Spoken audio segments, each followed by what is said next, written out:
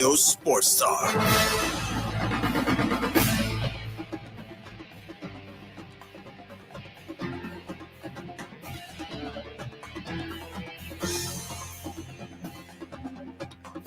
Oh, yeah.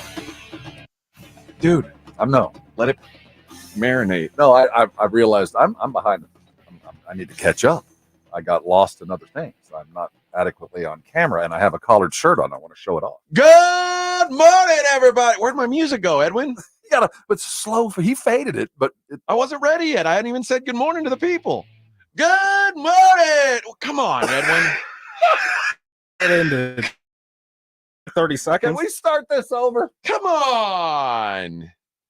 How we doing, everybody? Good morning. Welcome in. It is the Morning Huddle on 94.1 San Antonio Sports Star. I'm AJ. From the studios of San Antonio Sports Star, reaching more sports fans than any station in. This is how it's going to go tonight. Yeah, it's gonna be the day. We got the cameras rolling, Edwin. I'm in. Pop up StreamYard here. Get us on the tubes. Good morning, everybody. All right. Now we can appropriately do a radio program. We are in. Howdy, Rob. Howdy. Good old Rob Thompson joining me. My name's AJ. We are the Morning Huddle here on 94.1 San Antonio Sports Star. And it's foosball season, friends. It was started with a bang, not a whimper.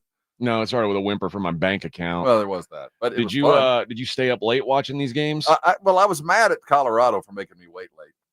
That wasn't late, Bubba. Well, for me it was. I wasn't hung up on the Sacramento State nightcap Fresnec game. That was San Jose. That's right. San Jose Sac State battled for the Northern Wine Country. Sacramento State should have won that game too. Sac State. This is how. This is a sad commentary on what I am as a person. I had Sacramento State plus 3.5, and how many games do you have any juice on yesterday? I had 3. Oh, okay. That's not bad. 1 and 2. Oh, well, yeah. Not ideal. But I had Sacramento State plus 3.5. They were up 14-0 to start the game. I was like, oh man, this is awesome. Of course, as a team like Sacramento State would do, they start to unravel a bit. Well, what's their mascot? The Hornets. The Hornets. And Larry Johnson, Grandmama is their mascot. Not really. I think you would say he was their basketball coach. Really? No. But they end up giving up the lead late. Oh. And but they're only down 4 and they've got the ball.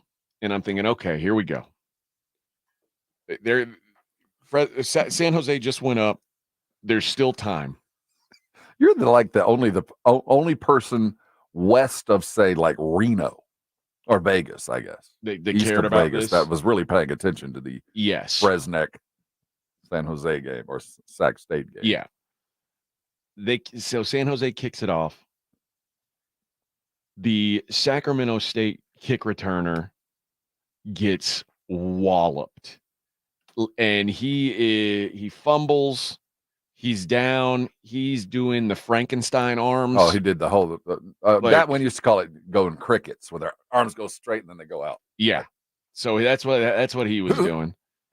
And they stopped the game for 11 minutes so they could strap this kid to a gurney. Everybody's taking a knee.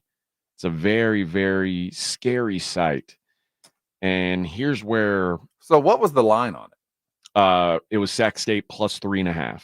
Actually, I think it closed at Sac State plus 1.5. So I had like a really good number. I was feeling good. Well, it went away.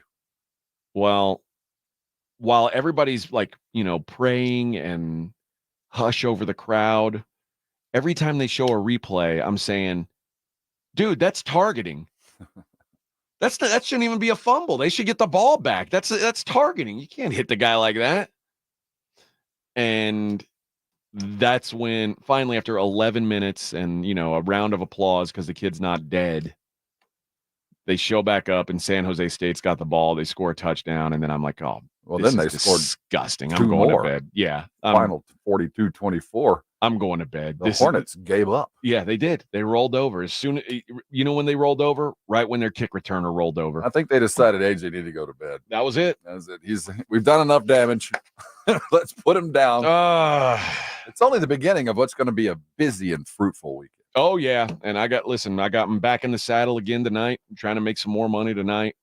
We're going to try to cover a 42-point spread tonight. No big deal. Happens all the time. You could have covered a 71 last night. Oh yeah. Coulda, shoulda.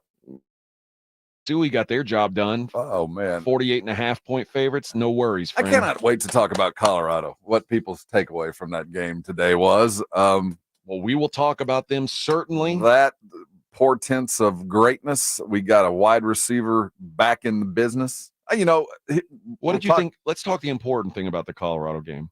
What do you think of Deion's look? The beard? Yeah. As a bearded man myself, I get it. Why not? You get old, start wrinkling up, you start covering your face. It encouraged me to go in and shave last night. I did notice that you cleaned up a little because bit. I said, man. You didn't. Why? He looked old? He looked old to me. I think he's trying to look old. I don't like that. I hate that my beard is prematurely gray. Like, you're a distinguished gentleman. You should have a gray beard. I've been going gray since I was 25. Like, a slow burn. I don't like that my beard is gray, but I'm also... My beard's always been gray. I feel like if I were to use the Just for Men stuff, I would look ridiculous. No, you look like G.I. Joe. Yeah. Carlos, you look like Boozer. Yeah, I look crazy. So I can't do that. So I decided I'm just going to get rid of this beard. And I guess how long? So you're not going to shave again for 6 weeks? Yeah, probably not. But this is just a moment in time where I'm like, oh, I don't want that Deion look. Wow, I didn't think he looked bad. He looked like Carl Eller. I didn't like it. I did not like it, and I think that his players didn't respect it. Well, that ain't how Coach Prime's supposed to look. Coach Prime's supposed to be wearing a cowboy hat. He has such a dichotomy of.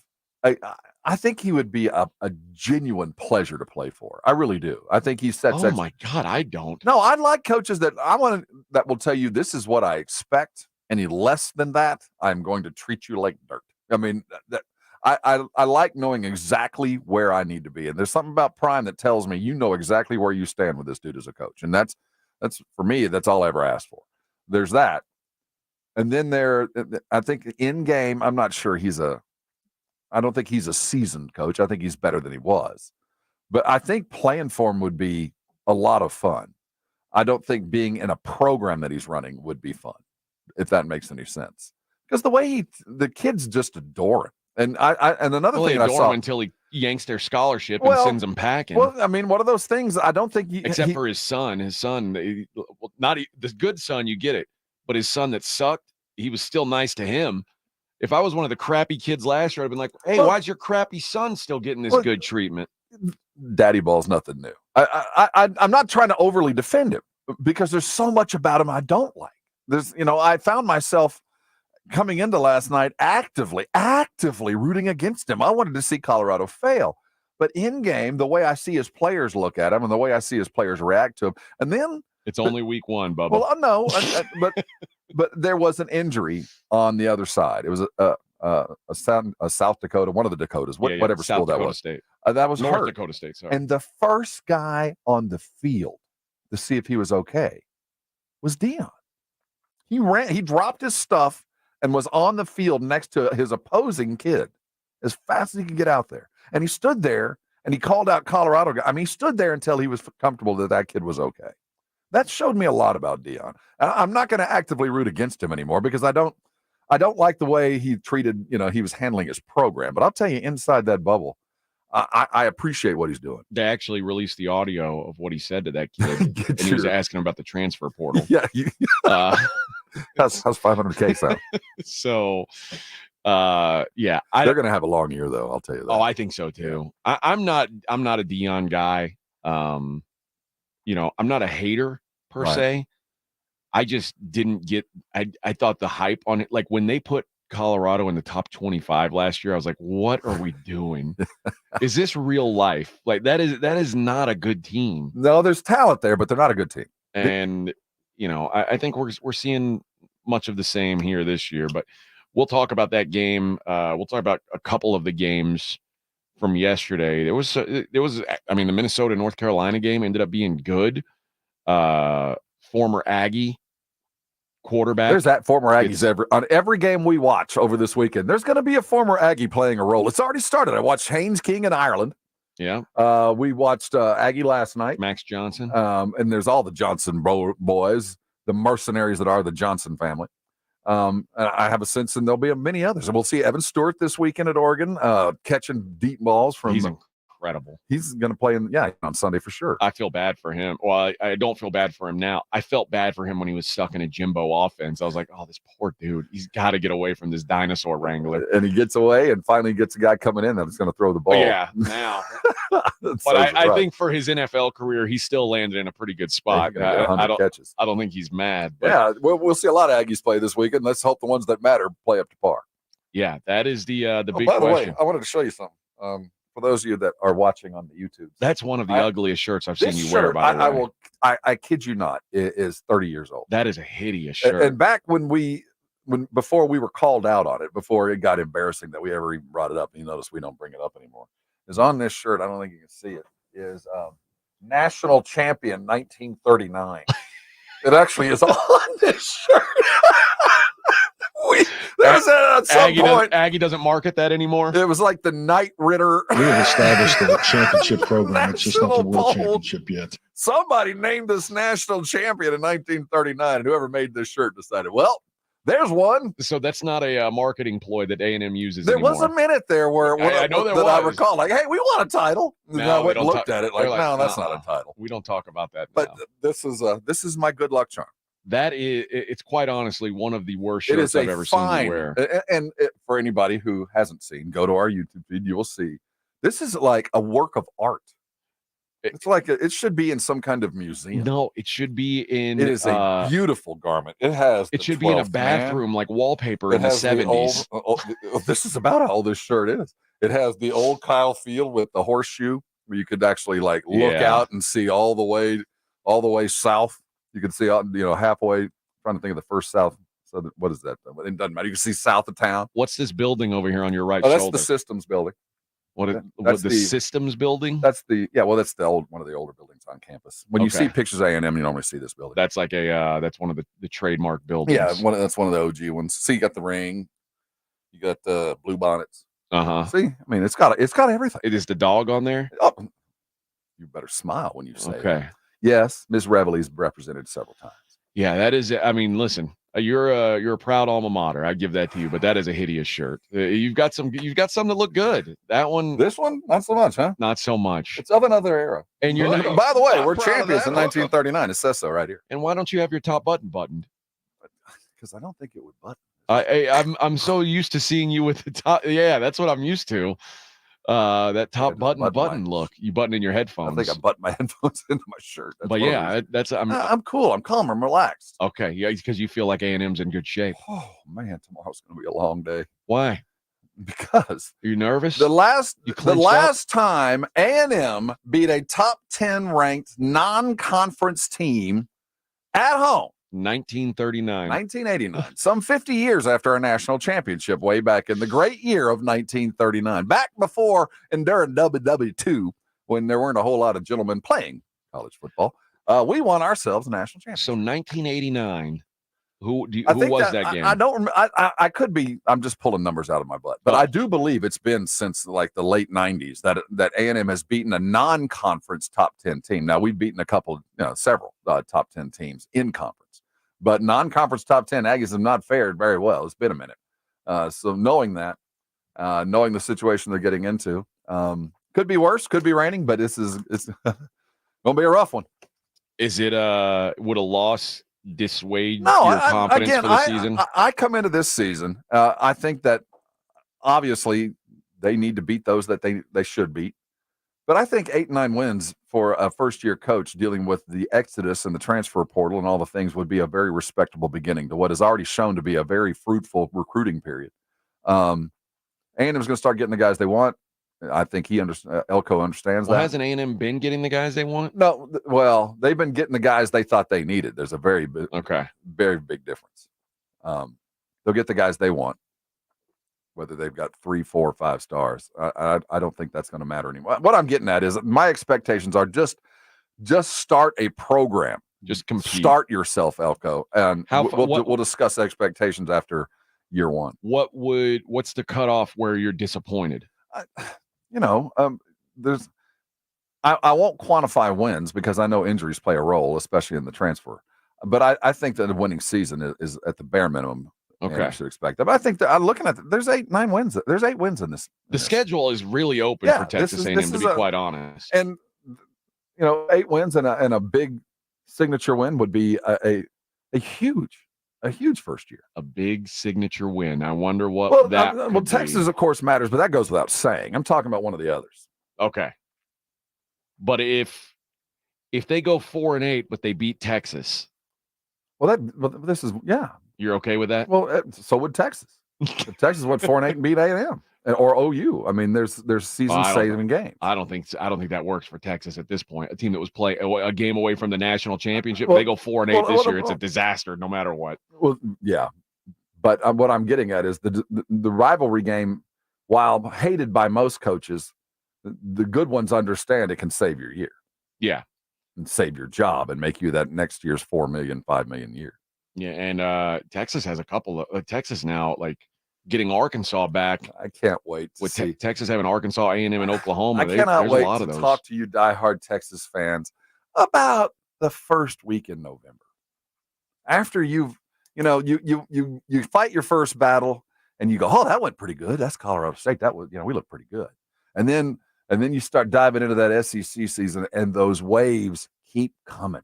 Yeah, you don't get the Iowa States. There's not a Baylor rolling in. It just one after the other. In Texas, you are the game of the year for everybody this year, more than you've ever seen. And by the way, it's going to be a rough one. Texas's schedule isn't, their SEC schedule isn't like it could be worse, unforgiving. It could be worse. But it's just one of those things that you just don't know till you know, and it probably fare very well for you. I think that there's no team that's ever arrived in a new conference more prepared to be successful than Texas has. But you're not going to know until you know, and you haven't gone through it yet. You think you have, but you haven't. But you have no idea. No, I think you have an idea, and that's almost worse. Because you think you have an idea and you think you're ready for it, and you're not. No matter how much you practice, or how much you do, you're not ready for what you're about to go through. You've leveled up. Well, I will say this: like as someone who my college didn't even have a football team, so I don't have the same feeling that you have going into this weekend. But that's one thing I am jealous of is that. Especially week 1, when your team gets a big game. Oh yeah, like that. It feels like it's got to be a nervous feeling and maybe less so now because in the past, and one of the things I've always loved about college football, and I know I'm in the minority now, is I always loved that every game felt like a playoff game. Like you couldn't lose. If you lost a game, now your back's against the wall. Like you have to have some help now. Like 2 years ago, 3 years ago, if A&M lost to Notre Dame, they would have to run the table and probably get some help. Oh, without doubt. You're right. Like the idea that a game in week 1 was that important, that appeals to me. Like I think that's exciting. I get why everybody's like, oh, we want to still be in the mix of things, but I love the idea. If I had a college football team that was like my team, I'd want them to be playing one of these big games. Oh yeah, there's something about a measuring stick, and I will agree that while it won't be so pressure packed every week for everybody, there'll be more teams dealing with pressure, and I think that's good. Yeah. There'll be more teams that are going to still be actively involved with 1 and even 2 losses in November that still are looking at, if I can just turn the heat up and get into the tournament, if I can just get this guy healthy, I don't care if I'm a 12th seed. If I can just get there, I got a team to do it. And I think there'll be 15 teams, 12 that are in and 3 that don't, that believe that when we get to the end of the year. And we've never seen that. We've never seen games in late November that would have been, the one-off rivalry game that is so huge. Not only if we win this do we beat our rival, but this will catapult us into the possibility of a national championship because Roosevelt, our star tailback, is back and healthy. He's ready. The guy that we needed when we lost is here now. We get that now. And before, the guy got healthy for the bowl game. And I think there are 3, maybe 4 games tomorrow or this weekend where the winner is going to feel like we're a real threat. Yes. I think A&M Notre Dame is one of them. Whoever wins that game They is going wake to have up their Sunday. chest puffed out. Mm-hmm. I think the winner of Florida, Miami to an extent. I mean, God, poor Florida. Even if they win this game, it's such an uphill climb. But if Miami beats Florida, they're going to start feeling that way because, the ACC looks open to them. USC, LSU for sure. And obviously Georgia, Clemson. Imagine if Clemson beats Georgia. Yes, suddenly Dabo is reborn. How puffy their chest is. So the idea that those games are happening this weekend, I love it. I'm jealous for the teams in those 4 games particularly that you get this measuring stick game right out of the gate. I love it. Those are the games that everybody's going to be watching. It's an exciting time. All right, we'll talk about this Colorado game on the other side. We're going to deep dive the A&M Notre Dame game later on in the show. We'll take a look at we'll look at all of those games at some point today. It is the Morning Huddle here on 94.1 San Antonio Sports Star. Tri-County Meat Market, they're your go-to meat market. But I'm talking to you, this is the Super Bowl weekend. This is the Labor Day weekend. This is the last of the majors. This is when we all gather together for really the last summer bash, right? So you need to treat this weekend appropriately. And Tri-County has got everything you need to up your grilling game. Now, when you're going, I want to bring up something that everybody, for the amateurs out there are 2 different things that are going to happen this weekend. There is grilling and there is barbecuing, and they are 2 entirely different things. So if you're going to be grilling, if you're going to be cooking hot and fast, Tri-County has exactly what you need for your hot and fast cooking. You're looking for the very tops. How about porterhouses on special? How about $8.99 brisket on special? We're talking about everything you need to up your grilling game. You need to head over today. The specials are in play as always. Get the meat you're chasing. Get something easy, too. They got the poppers ready for you. The sausage made in-house is ready for your early games. If you're going to be smoking things all day long, you're going to need to get something in the meantime. Maybe it's a stuffed chicken breast for lunch. Maybe it is that prepared avocado bomb, the likes of which you have never seen before. That's what I'm talking about at Tri-County. Both locations are waiting on you. Over on Heidner, out on Ralph Fair. Get there early because it's going to go fast. It's a grilling holiday. Tri-County Meat Market. Go there today, put some good meat on the grill, and I know you're going to be thanking me later. San Antonio Sports Star. 94.1 San Antonio Sports Stars Fall Golf Classic is back.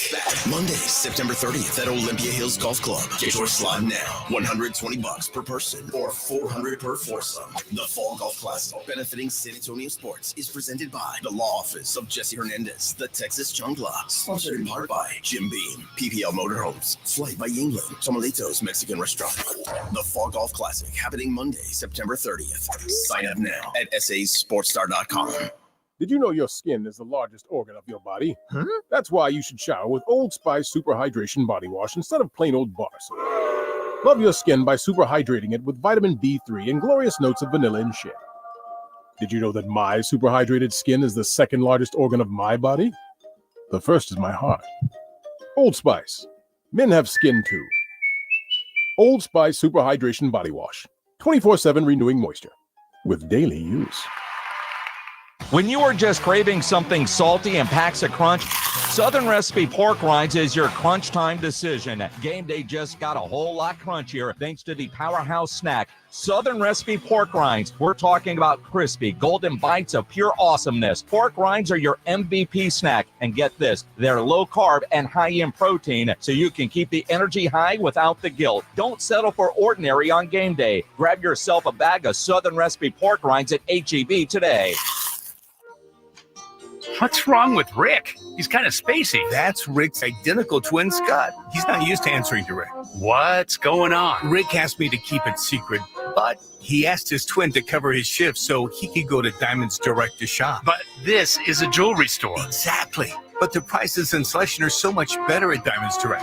Rick doesn't want the boss to get suspicious, so Scott's here in case the boss sees Rick at Diamonds Direct. But that would mean that the boss is at Diamonds Direct too. Yeah, we have a lot of secrets. You never know who you'll run into at Diamonds Direct. With unbeatable direct importer prices, the highest quality diamonds, the most sought-after designer rings, the best customer service, the strongest guarantees in the industry, it's just a no-brainer. You think if Scott had a mustache, he'd look like me? Go where everyone goes. Diamonds Direct. Your love, our passion. Learn more at diamondsdirect.com.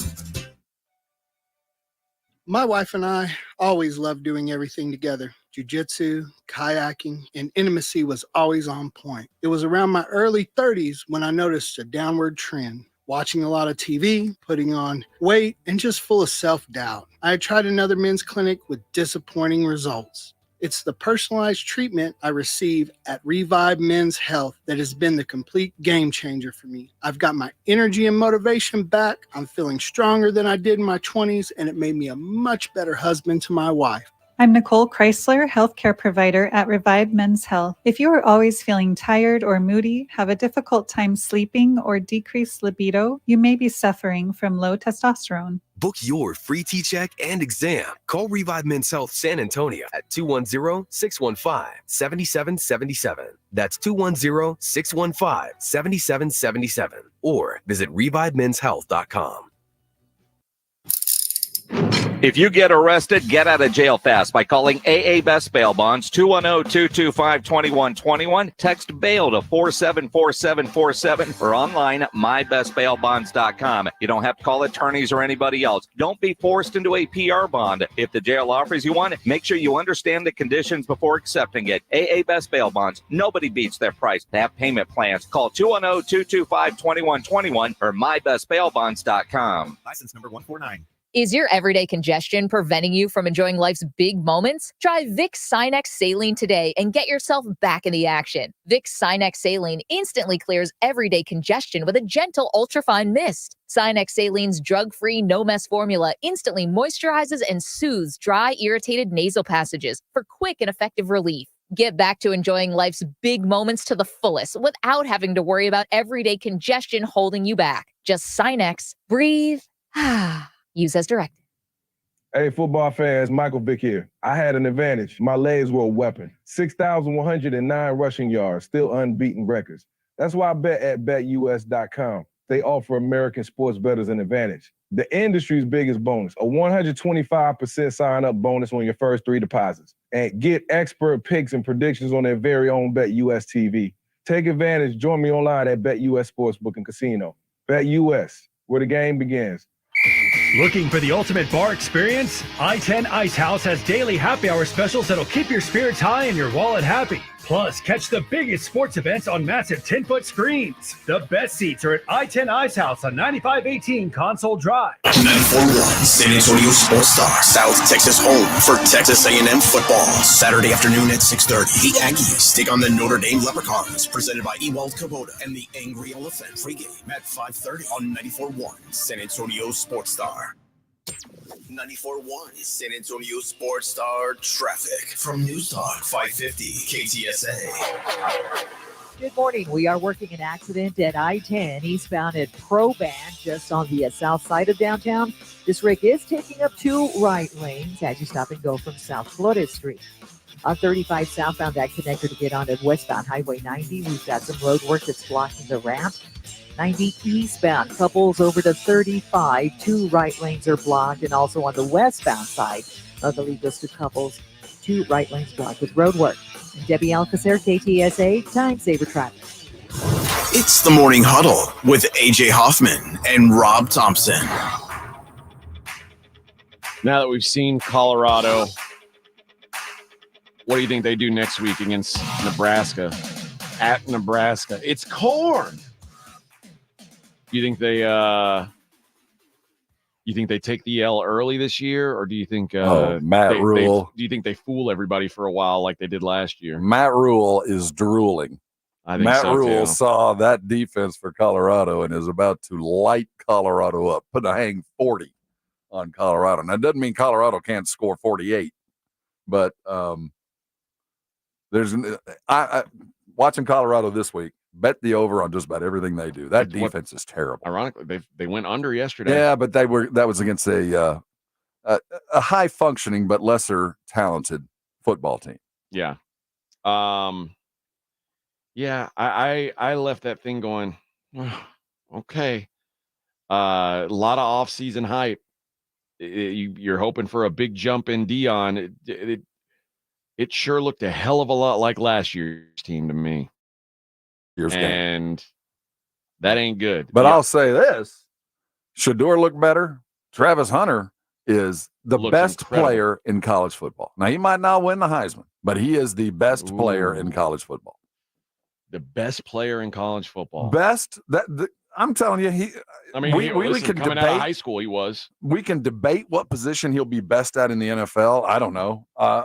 Because I seem to think he's wide receiver, and I'm in the minority. But the catch he made against his body, the little short 5-yard out, I think they're in the third, fourth quarter, was as good a catch as any receiver can make. It wasn't a glove catch. It wasn't one of those one-handed OBJ glove catches. It was hand placement, body adjustment. He high points a ball better than anybody in college. We can name some greats, but he has the ability in the air to go get the ball as good as anybody I've ever seen. He's the best player in college football. Now, again, he might not win the Heisman. There might be some guys that throw some numbers up, but what he's capable of doing, it's nuts. Not since prime have we seen a guy that can do what he's doing. When we come back, let's look at. I think for sure Travis Sanders, Shedeur Sanders are the positives. We've got some familiar negatives. Let's talk about those on the other side. It's the Morning Huddle on 94.1 San Antonio Sports Star. It's the Blitz with Jason and Joe. Afternoons at 2. Coming up on the Blitz, we are live at I-10 Ice House. I'm looking forward to that. I'm also looking forward to talking to Andrew Monaco at 3:30 about Aggie football. Big game this weekend. And the Cowboys have a little more than a week before they get underway. Dak Prescott already ignoring Jerry Jones. That's what Dak said yesterday. We'll talk about it with John Machota at 5:15. The Blitz with Jason and Joe. Afternoons at 2 on 94.1 San Antonio Sports Star. The John Clay Wolf Show. Here's what's going on in the Wolf Pack. Do not touch a black woman's hair. Don't touch a black woman's hair. She's serious. That's right. Don't touch it. Why? You can compliment it. Don't pull it. So what if you're fooling around with somebody? I will never tell you to pull my hair. It's subject to come off if you do that. That would be the end of the moment, wouldn't it? That would be wonderful. The John Clay Wolf Show. Every Saturday morning. Check out the YouTube channel, complete with live video stream at jcwshow.com. At Frost, some of our services sound too good to be true. Like the largest ATM network in Texas. Early payday, so direct deposits made to personal checking accounts are available up to 2 days earlier. Having a real live banker to talk to 24/7. Or that time a Frost banker gave a San Antonio restaurant her personal debit card number after a customer's card was mistakenly declined at his business dinner. True story. Frost, exactly what you unexpected. Football season is here. Hi, Jason Minix here from the Blitz. You want to have more fun watching football this year? Play the Pick'em game at Underdog Fantasy. Over 1 million fans got in the game last year by making picks on Underdog. You can join in and win up to 325 times your money just by choosing higher or lower on your favorite player stats. I know I made a lot of money last year playing at Underdog Fantasy on the Pick'em game. You too can as well. And it's easy to get signed up. Go to UnderdogFantasy.com or download their mobile app. Use my promo code STAR and Underdog will give you a highly discounted pick to use on your first Pick'em entry, plus a first-time deposit offer of up to $1,000 in bonus cash. Promo code STAR to claim your new customer offer of a gimme first pick and your deposit offer when you get signed up at UnderdogFantasy.com. Must be over 18, present in a state where Underdog Fantasy operates. Terms apply. Concerned with your play? Call 1-800-GAMBLER or go to ncpgambling.org. Vanguard is 100% client-owned, serving over 50 million investors every day. Whether you're planning for retirement, putting your kids through college, or saving up for your next adventure, Vanguard can help you set personalized investment goals. All investing is subject to risk. Vanguard is owned by its funds, which are owned by Vanguard's fund shareholder clients. Copyright 2024, The Vanguard Group, Inc., all rights reserved, Vanguard Marketing Corporation Distributor. How about them Cowboys? Jim Beam bringing fans together across Cowboys country. We rise as one in Texas in handed down silver and blue jerseys. We come together for America's team every time they take the field. So let's share a round of Jim Beam highballs on game day in Cowboys country. 40% alcohol by volume. Copyright 2024 James B. Beam Distilling Company, Claremont, Kentucky. Drink smart. Have you or a family member been arrested? The law office of Jesse Hernandez, the Texas Chancla, can help regardless of the legal battle you are facing, personal injury or criminal defense. Attorney Jesse Hernandez and his team are ready to fight for you. Calls are answered 24 hours a day and 7 days a week. Call 210-807-8656 or visit jessehernandezlaw.com. That's 210-807-8656 or jessehernandezlaw.com. The law office of Jesse Hernandez, the Texas Chancla.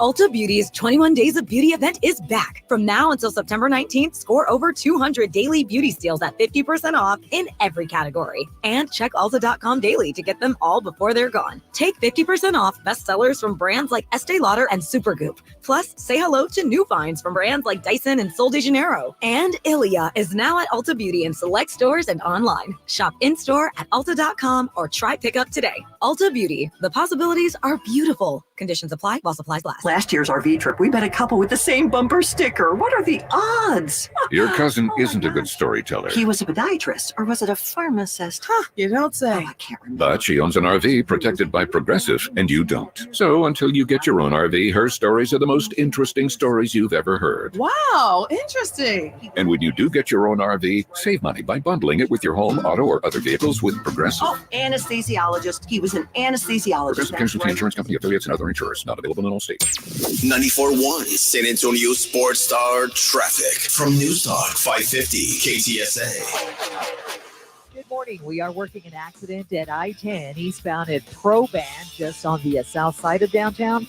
This wreck is taking up 2 right lanes as you stop and go from South Flores Street. On 35 southbound, that connector to get on at westbound Highway 90. We've got some road work that's blocking the ramp.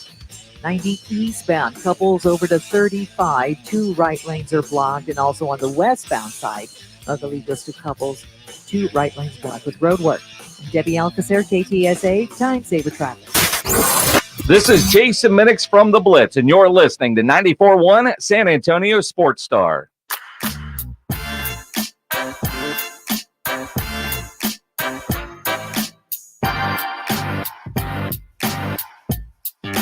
Oh, yeah.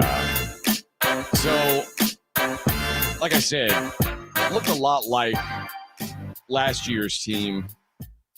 And despite the positives are clear. Like, you see, and wow, man, they've really got some things shaking there. Full house, packed house. Yep. Packed house, excited packed house. One thing that the defense you mentioned is still a massive question mark. I think the thing that went under the radar that kept Colorado from being really good last year, I say kept them from being really good, kept them from being good even last year. The defense was part of it, but their offensive line is so bad, and they tried to revamp it. And just watching and mind you, That was an FCS team they were playing, a good FCS team. Yeah, high functioning. But an FCS team, that offensive line is still not up to snuff. And boy, Deion's just trying to get Shador to the ticket window to get cash his ticket. He's got 11 more games to go now. Maybe the best thing for him is not to get into the playoff. So just sit out your bowl game. If you get to one, go get that money. But that offensive line is going to prevent them from doing anything of note this year, I think. There's just not enough. They're not deep enough. And, to be successful in any league, you got to be inside out, front to back. And they got about 5 real good players. Yeah. And they've got some defensive guys. I mean, Travis Hunter, we talked about him. They're a little middle linebacker as a football player, but they're just not enough. And it's going to be tough when they lose to the likes of Kansas. You know what I mean? Even though Kansas is a good football team, they're not what they were. But the perception is still you just lost to Kansas. And Nebraska, while they're a better football team too, and I think they have a little bit more national respect, Nebraska's about to hang 40, 45 on you. Now, you might be able to keep up, but your defense is going to be it's going to be fun to watch. It's going to be compelling, fun football to watch, but it's not going to be a successful year for them. It's just going to get ugly. And I just can't imagine the way that Shador plays. He has to be a gunslinger. He throws balls into triple coverage without hesitation because they have to score points. But he's not going to have one of those 3 interception games and just watch Colorado get lit up 1 or 2 games, and then it's going to get ugly. Well, Colorado plays everybody in the Big 12 is playing 9 conference games and 3 non-conference games. So the remaining 2 non-con games for Colorado are at Nebraska and at Colorado State. And remember, Colorado State gave them hell last year. It was a double overtime win, and that was in Boulder. So this is going to be I think it's going to be a test for them. Well, they do have the right kind of team to compete in the Big 12. Just score a whole bunch of points and, hope you're the team with the ball in your hands the last 3 minutes of the game. I think that's the other thing is when you look at the Big 12, I don't know that you could put together a schedule of Big 12 teams that I'd go, ooh, that's a tough schedule. Like, even the non-tough, like we were just talking about how A&M and Texas both kind of have their draws could have been worse in year one. I mean, Texas drew Georgia and Oklahoma back to back, which isn't ideal. But other than that, like Texas got a pretty decent draw. A&M got a really good draw this year in the SEC. In the first year of the expanded SEC. In the Big 12, it's like everybody's got a winnable schedule. And when I say good draw for A&M and Texas, it's still going to be tough as hell because there's no easy games. In the Big 12, I don't know where the real tough games are. Like, I get, like you said, Kansas is good, I guess. Kansas State's okay. Utah's okay. The toughest defense in the conference is Utah. They're the one team that is going to bring defense. Baylor might bring defense, but they don't got anything else. Baylor's you know what I mean? Mess. So I think Colorado's in good shape for the conference they're in. But what I expect to see is a lot like last year. Because of depth, because of the lack of continuity. They got 4 playmakers that are going to win football games, and they're going to be compelling to watch, but it's going to flame out. There's just not enough there for them to continue to compete. And you assume that, that Deion will be able to recruit because you can live on the transfer portal, kind of.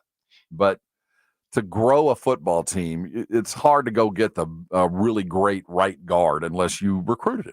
Here's the question. If let's just say they go 4-8, 5-7, and is Deion back? Yes, for year 3, absolutely, knowing that Travis Hunter's gone. Oh, would he stay or get fired? That's a big different question. I'm asking if he wants to even coach there anymore.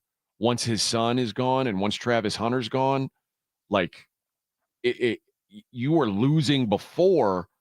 Once they're gone, it's going to be really exposed that Deion's not a coach. But where does he go? Do you think I think he rides off into the sunset. Oh, I don't think that's going to happen.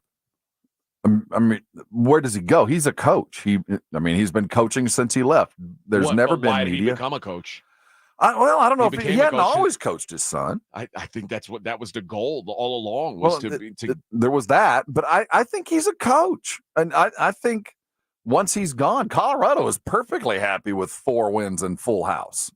Now, the moment he's not packing the house. How much longer will they have full house Well, when they don't have? Well, Deion's still going to be able to pull his fair amount. And if you're going to play at Colorado, there's going to be some money to follow because he is a spigot of money. He will put you in he'll put you in contact with the guys, and he'll put you in a program to make you look flashy. I think he's okay. I don't think Colorado will fire him if he only wins 4 games. And I do believe that he believes, and I believe he's a coach. That's what he does. He's not a media type. He's not going to go home and rest on the hundreds of millions that he's made. He's going to go to work every day coaching. And why would I leave Colorado if they're going to give me?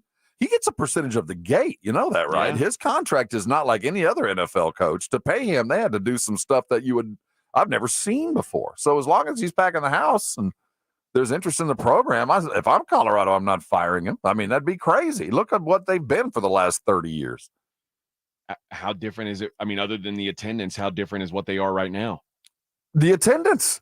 Yeah. At the end of the day, this is a profit deal. And if you're on TV and you're selling a bunch of tickets, whether you're winning or losing, you're making a profit. You never go broke doing that. Because if you think back to last year, they started 3-0, and the TCU game, they won by a field goal.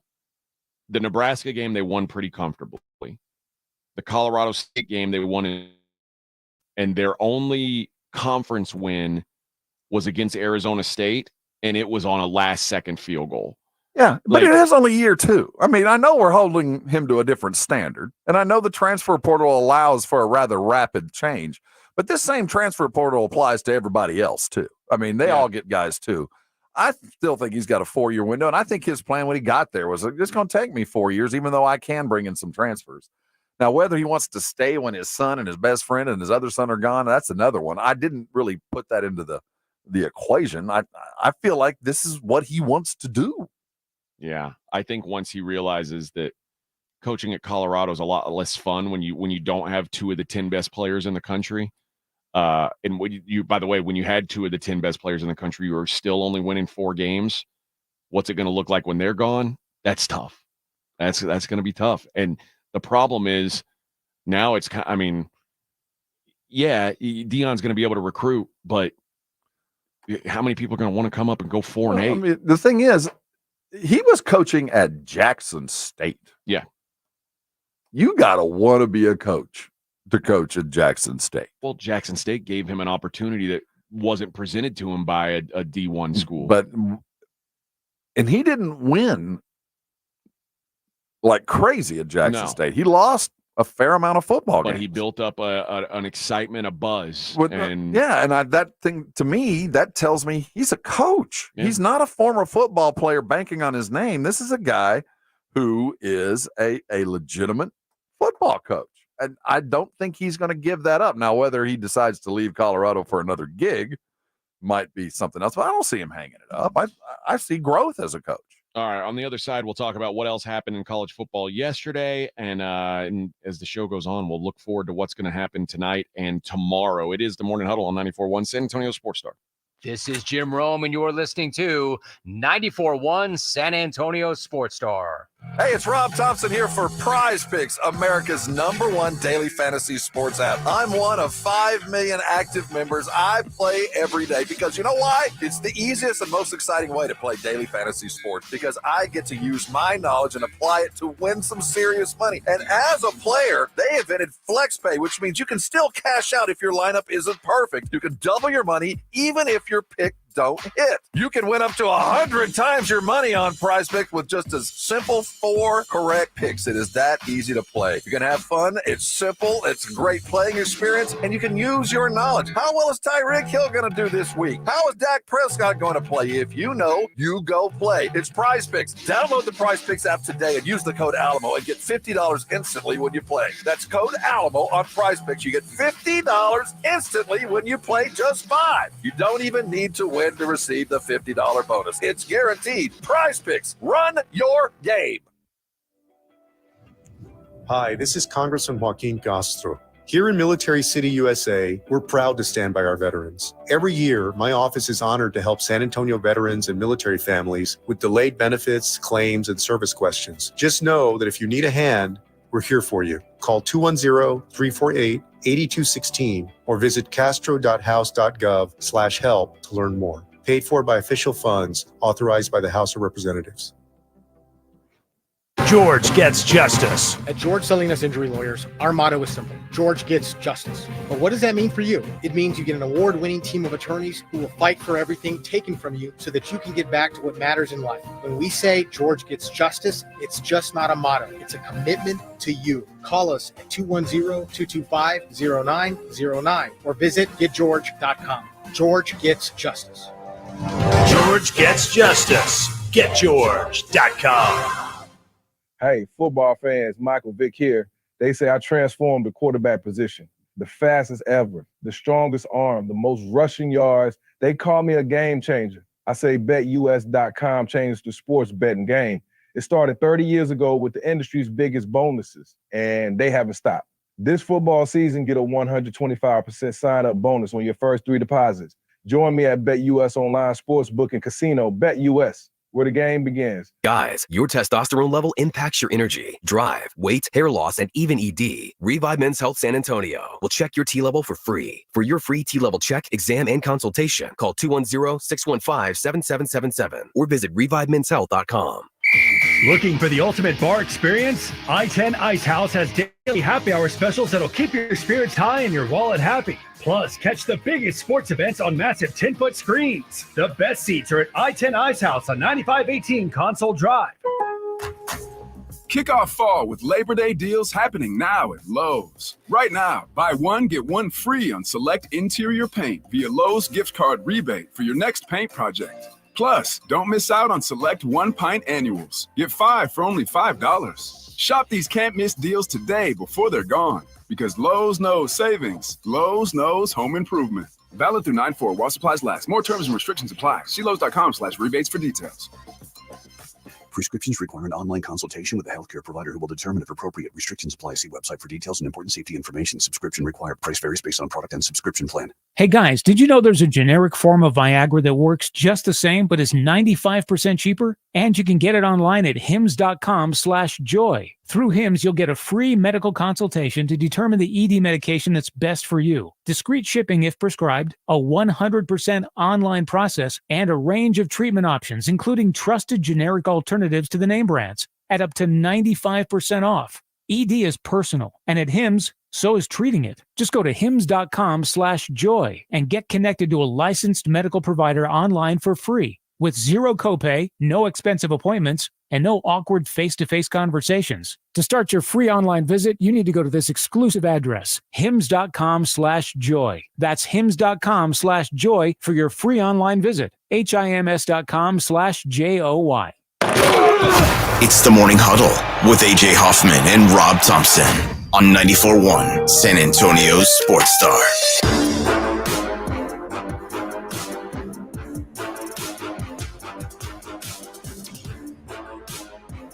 Dude, terrible news.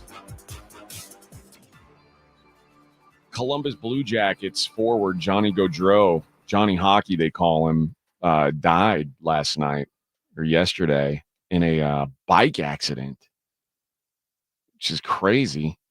They were biking in Oldmans Township, New Jersey, Johnny and his brother Matthew. They were scheduled to be in their sister's wedding, groomsmen in their sister's wedding tonight in Philadelphia.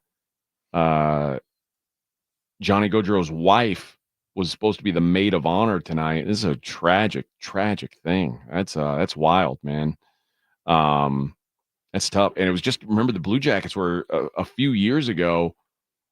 They're the team whose goalie got killed by fireworks.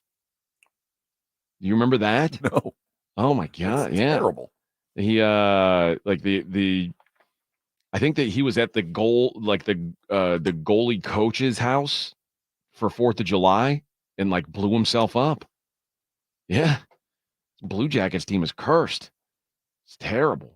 So thoughts go out to the Gaudreau family. That's a tough break, obviously, but it just seems terrible. Like, oh, they're all gathered around for this wedding, this joyous occasion, a biking accident.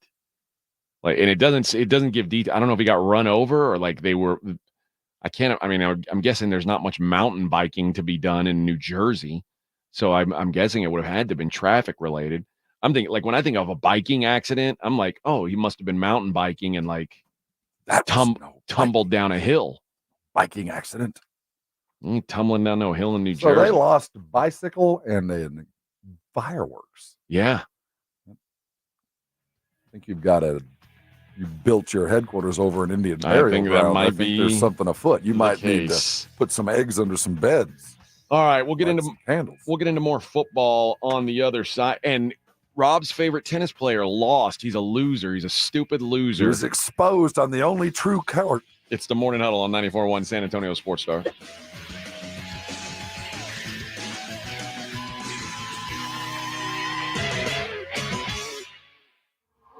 This is the Morning Huddle with AJ Hoffman and Rob Thompson. KTFM Floresville. 94.1 San Antonio Sports Stars Fall Golf Classic is back. Monday, September 30th at Olympia Hills Golf Club. Get your slot now. $120 per person or $400 per foursome. The Fall Golf Classic, benefiting San Antonio sports, is presented by the Law Office of Jesse Hernandez, the Texas Chancla, sponsored in part by Jim Beam, PPL Motorhomes, Flight by Yingling, Tomalitos Mexican Restaurant. The Fall Golf Classic happening Monday, September 30th. Sign up now at sasportstar.com. Made in America, highest quality. That's Connecticut Quality Water Softeners. There's a reason Dave Ramsey says a Connecticut is a wise investment for your home.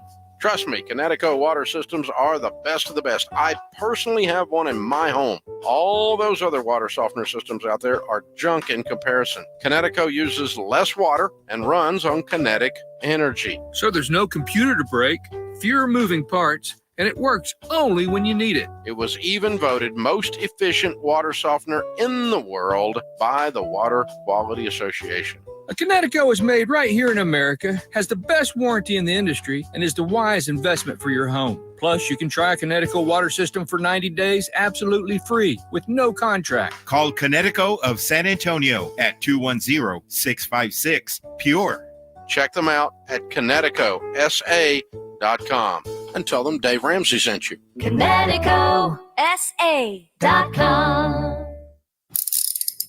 If you get arrested, get out of jail fast by calling AA Best Bail Bonds, 210-225-2121. Text bail to 474747 or online at mybestbailbonds.com. You don't have to call attorneys or anybody else. Don't be forced into a PR bond. If the jail offers you one, make sure you understand the conditions before accepting it. AA Best Bail Bonds. Nobody beats their price. They have payment plans. Call 210-225-2121 or mybestbailbonds.com. License number 149.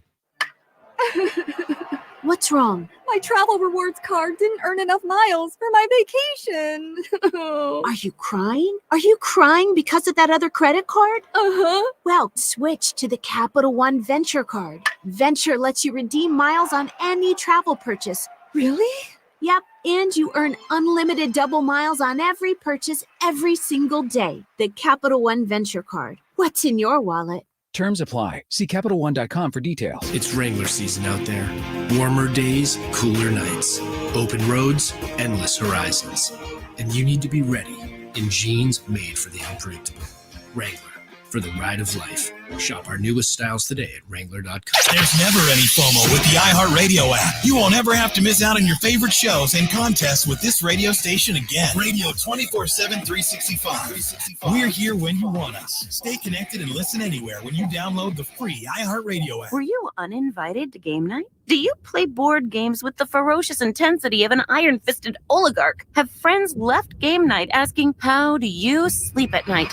Then you should get a mattress from Mattress Firm. They can help anyone sleep. Head to Mattress Firm's best sale of the year, the Labor Day sale. Save up to $700 on select Tempur-Pedic adjustable mattress sets and get a $300 instant gift. Get matched at Mattress Firm. Sleep at night. Restrictions apply. See store or website for details. 94.1 San Antonio Sports Star traffic from News Talk 550 KTSA. Good morning. Here's an update on that accident on the northwest side on Route 410. Eastbound near Vance Jackson. This wreck now taking up 3 right lanes. It's a solid 40-minute delay. Traffic is stopped from Bandera Road. That earlier vehicle fire has been extinguished. I-10 eastbound at Probat, that wreck is still there, still taking up 2 right lanes. And on 90 eastbound at 35, 2 right lanes blocked with a crash. 10-minute delay has you slow from General Hood now. Debbie Alcacer, KTSA, Time Saver Traffic. San Antonio Sports Star. San Antonio Sports Center. In the NFL, newly acquired running back Dalvin Cook for the Dallas Cowboys will have a new number. It's announced he'll wear number 20 for the Dallas Cowboys. In college football, the UTSA Roadrunners kick off their season against Kennesaw State in the Dome. Kickoff set for 2:30. Finally, the 20th-ranked Texas A&M Aggies have a huge matchup against 7th-ranked Notre Dame, a game you can catch live right here. I'm Rob Thompson on 94.1 San Antonio Sports Star.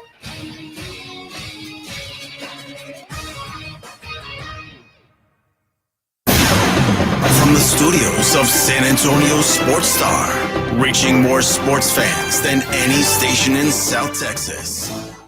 Welcome to the Morning Huddle with AJ Hoffman and Rob Thompson. This is 94.1 San Antonio Sports Star. Take a little break from college football because Brandon Ayuk got himself the money. Got his check. Boy, it's funny how things start playing in when you might be giving up game checks. Suddenly, money comes out of your pocket. All of a sudden, no. And he landed exactly where he should have. Isn't that funny? Yep. Brandon, well, where he should have. I mean, under the next up principle. Yeah. He landed where he should have. He's a little overpaid, but in a month or so, he'll be right where he needs to be. He'll be a 49er for the next 5 years, presumably. 4 years, $120 million extension. Same deal that has been on the table for him since August 12th. Dude, didn't want to practice. Yeah, vet move. 76 million guaranteed, 47 to be paid before April 1st, 2025. Now, I get the sense that's where the negotiations were, right there. Ayuk is right there with Tyreek Hill and Amon-Ra St. Brown as the 5th highest paid receivers in the NFL. He's overpaid. He is not the 5th highest. He's not the 5th best. Right. But he's the next up. Yeah. They said it says the deal comes on the heels of perhaps the most contentious move yet in these negotiations, as the Niners publicly declared Ayuk healthy on Wednesday. And they said Shanahan and Lynch said, we fully expect him to participate in practice. He did not participate Wednesday or Thursday, which opened him up to the possibility of team discipline. So that once they said he's healthy, now the hold in thing means you're just not working. Then it becomes finable. Yes. And certainly here he is now. Fines. You're not going to waive those? I guess I can come to work. Well, I'm already at work. Exactly. I've been holding in. Now, so the hold in worked for Brendan. Is it going to work in Cincinnati? Yes, it will. Not this year. That's the interesting thing. I don't think they're going to pay it. You know what? We'll talk about that in a minute. I think the underlying thing, and I read a story about this last night after after it was signed, that apparently a lot of people in San Francisco think that Brandon Ayuk signing signals that Debo is not long for the 49ers now. That's one of those, I'll worry about that another day problem for the 49ers. This is now focused on New Orleans. Yeah. And if they don't get there, they might happily wave goodbye to Debo. Yeah. Here's a tweet that says CBS Sports contributor, Joel Corey, he's an NFL cap guy, said, "Welcome to the Deebo Samuel farewell tour. I've always thought either Samuel or Ayuk would be with the 49ers in 2025, not both. The Niners would save $9 million in salary cap space by trading Deebo in 2025. It's a $24 million cap number versus a $15 million cap number in dead money." I'll tell you this. I do believe that San Francisco's coming to a point of no return. If they don't get there this year, this iteration is not going because to get there this year will require another healthy year of McCaffrey, a healthy year from Deebo, progression. They still got a left tackle they got to sign, by the way. They might be happy to be just with Ayuk after a couple of years because of the money they're spending for no results. Most importantly, at the end of this season, you've got to pay Brock Purdy. See, I think that this is working out just about where Lynch wants to be. And, God, if they make, I want you to think about this. There's a real possibility that Brock Purdy could become the highest paid player in the history of the NFL. Yeah, for a month. Yeah. But I mean, isn't that insane to think about? It goes back to what we were just talking about, that next up principle. It is, in fact, insane to think that Brock Purdy, Mr. Irrelevant and all that, will be the highest paid player in football. It'll be close, but yeah, he'll be a top 3 no matter what. I mean, he's like Dak right now. Right now, neither one of these guys can screw this up. Even if they got hurt, they're still going to get paid. I know it's probably foolish, but that I think this way. And it's easy for me to say, if I were Kyle Shanahan, I would look at Brock Purdy like a disposable part. I'll find another one and just like you. That's what I would do. Mm-hmm. And I'd just keep my window going. And that's the code, right? I mean, I really think you can find an offense or a coach that doesn't matter. That's the code. You have now cracked the Da Vinci Code. Once you get an offense and a coach that doesn't matter the quarterback, just come in and paint by numbers. Yeah, that's what we've all been searching for. Unfortunately, defenses continue to evolve. It's going to take a big balls move for someone to do it. Eventually, someone's going to do it, though. And they're going to have a good quarterback. Mm-hmm. And Brock, don't get me wrong. I'm not saying like Brock Purdy's just a guy. Like, I think Brock Purdy's pretty good. But I think Kyle Shanahan made Matt Ryan into an MVP. And Matt Ryan was a league average quarterback before he met Kyle Shanahan. A league average, if that. And then Kyle Shanahan made him an MVP. Kyle Shanahan, if you've got any kind of game, so basically if you're above the Trey Lance line, Kyle Shanahan got Jimmy Garoppolo to a Super Bowl. Right. I think that if you're of quality, not Garoppolo's lesser, but if you were like Phillip Rivers or Matt Ryan and have the opportunity to play for Kyle Shanahan, he elevates you. Yes. But so find another. But I will argue he has elevated so far, but he has not been absolutely successful. You're right. And the difference has always been the Mahomes, the Ryans, the quarterback, not the Ryans, but the Mahomes guys that make the play that separates them. Yeah. That is not what a coach can coach you to do.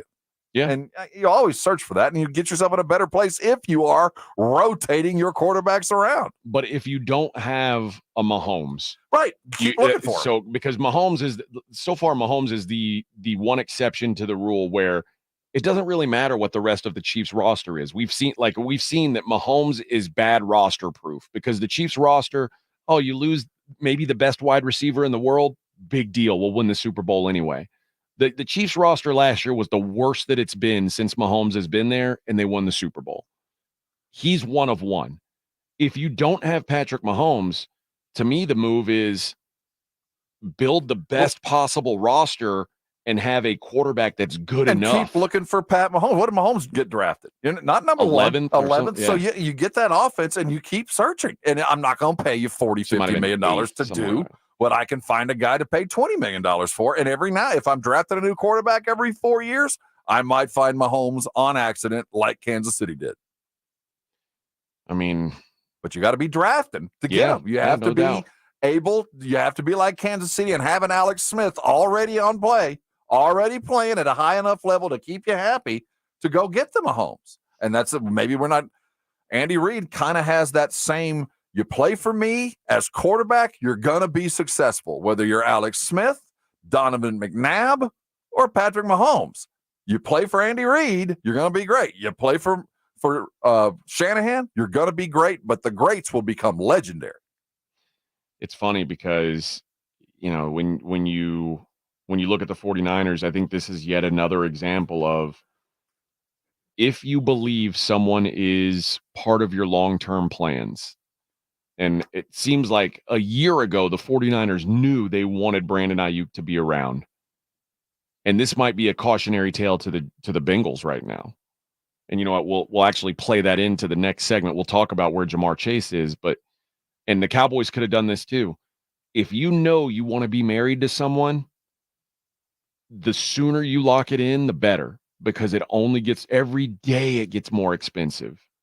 The fact that Brandon Ayuk is now paid the same amount per season as Tyreek Hill it's silly, but that's just, you said it. It's the next man up thing.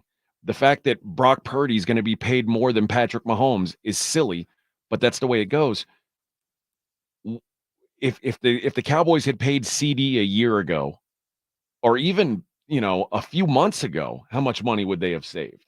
Well, we keep acting like it's not the players going, I'm going to wait.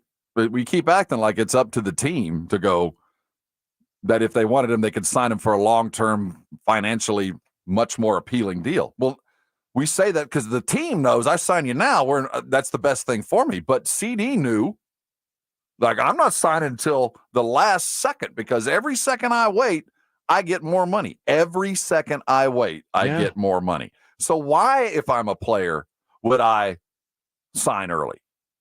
Other than max early money, like huge guaranteed amounts. What did CD get? The guaranteed part? That's the key here, and he got it now. Well, on the other side, we'll talk about Jamar Chase, and he's made it clear. Jamar Chase has said out loud now what he wants. And it's petty and it's silly, but the Bengals should just go ahead and open the checkbook. We'll do that next. It's the Morning Huddle on 94.1 San Antonio Sports Star. 94.1 San Antonio Sports Star. 94.1 San Antonio Sports Stars Fall Golf Classic is back. Monday, September 30th at Olympia Hills Golf Club. Get your slot now. $120 per person or $400 per foursome. The Fall Golf Classic, benefiting San Antonio sports, is presented by the Law Office of Jesse Hernandez, the Texas Chancla, sponsored in part by Jim Beam, PPL Motorhomes, Flight by England, Tomalitos Mexican Restaurant. The Fall Golf Classic, happening Monday, September 30th. Sign up now at sasportstar.com.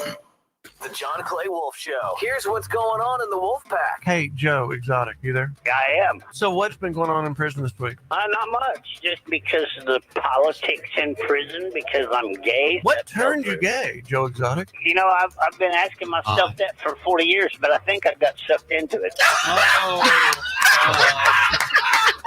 The John Clay Wolf Show, every Saturday morning. Check out the YouTube channel, complete with live video stream at jcwshow.com. Getting quality employees to fill positions in your company is essential, but finding those people can be a major hassle unless you use ZipRecruiter. ZipRecruiter makes finding quality people a breeze. ZipRecruiter's advanced technology identifies candidates with the right skills, sends you great matches, then you can easily invite them to apply. 4 out of 5 employers who post on ZipRecruiter get a quality candidate within the first day. See for yourself. Go to ZipRecruiter.com/free to try ZipRecruiter for free. That's ZipRecruiter.com/free. Hey, football fans, Michael Vick here. I had an advantage. My legs were a weapon. 6,109 rushing yards, still unbeaten records.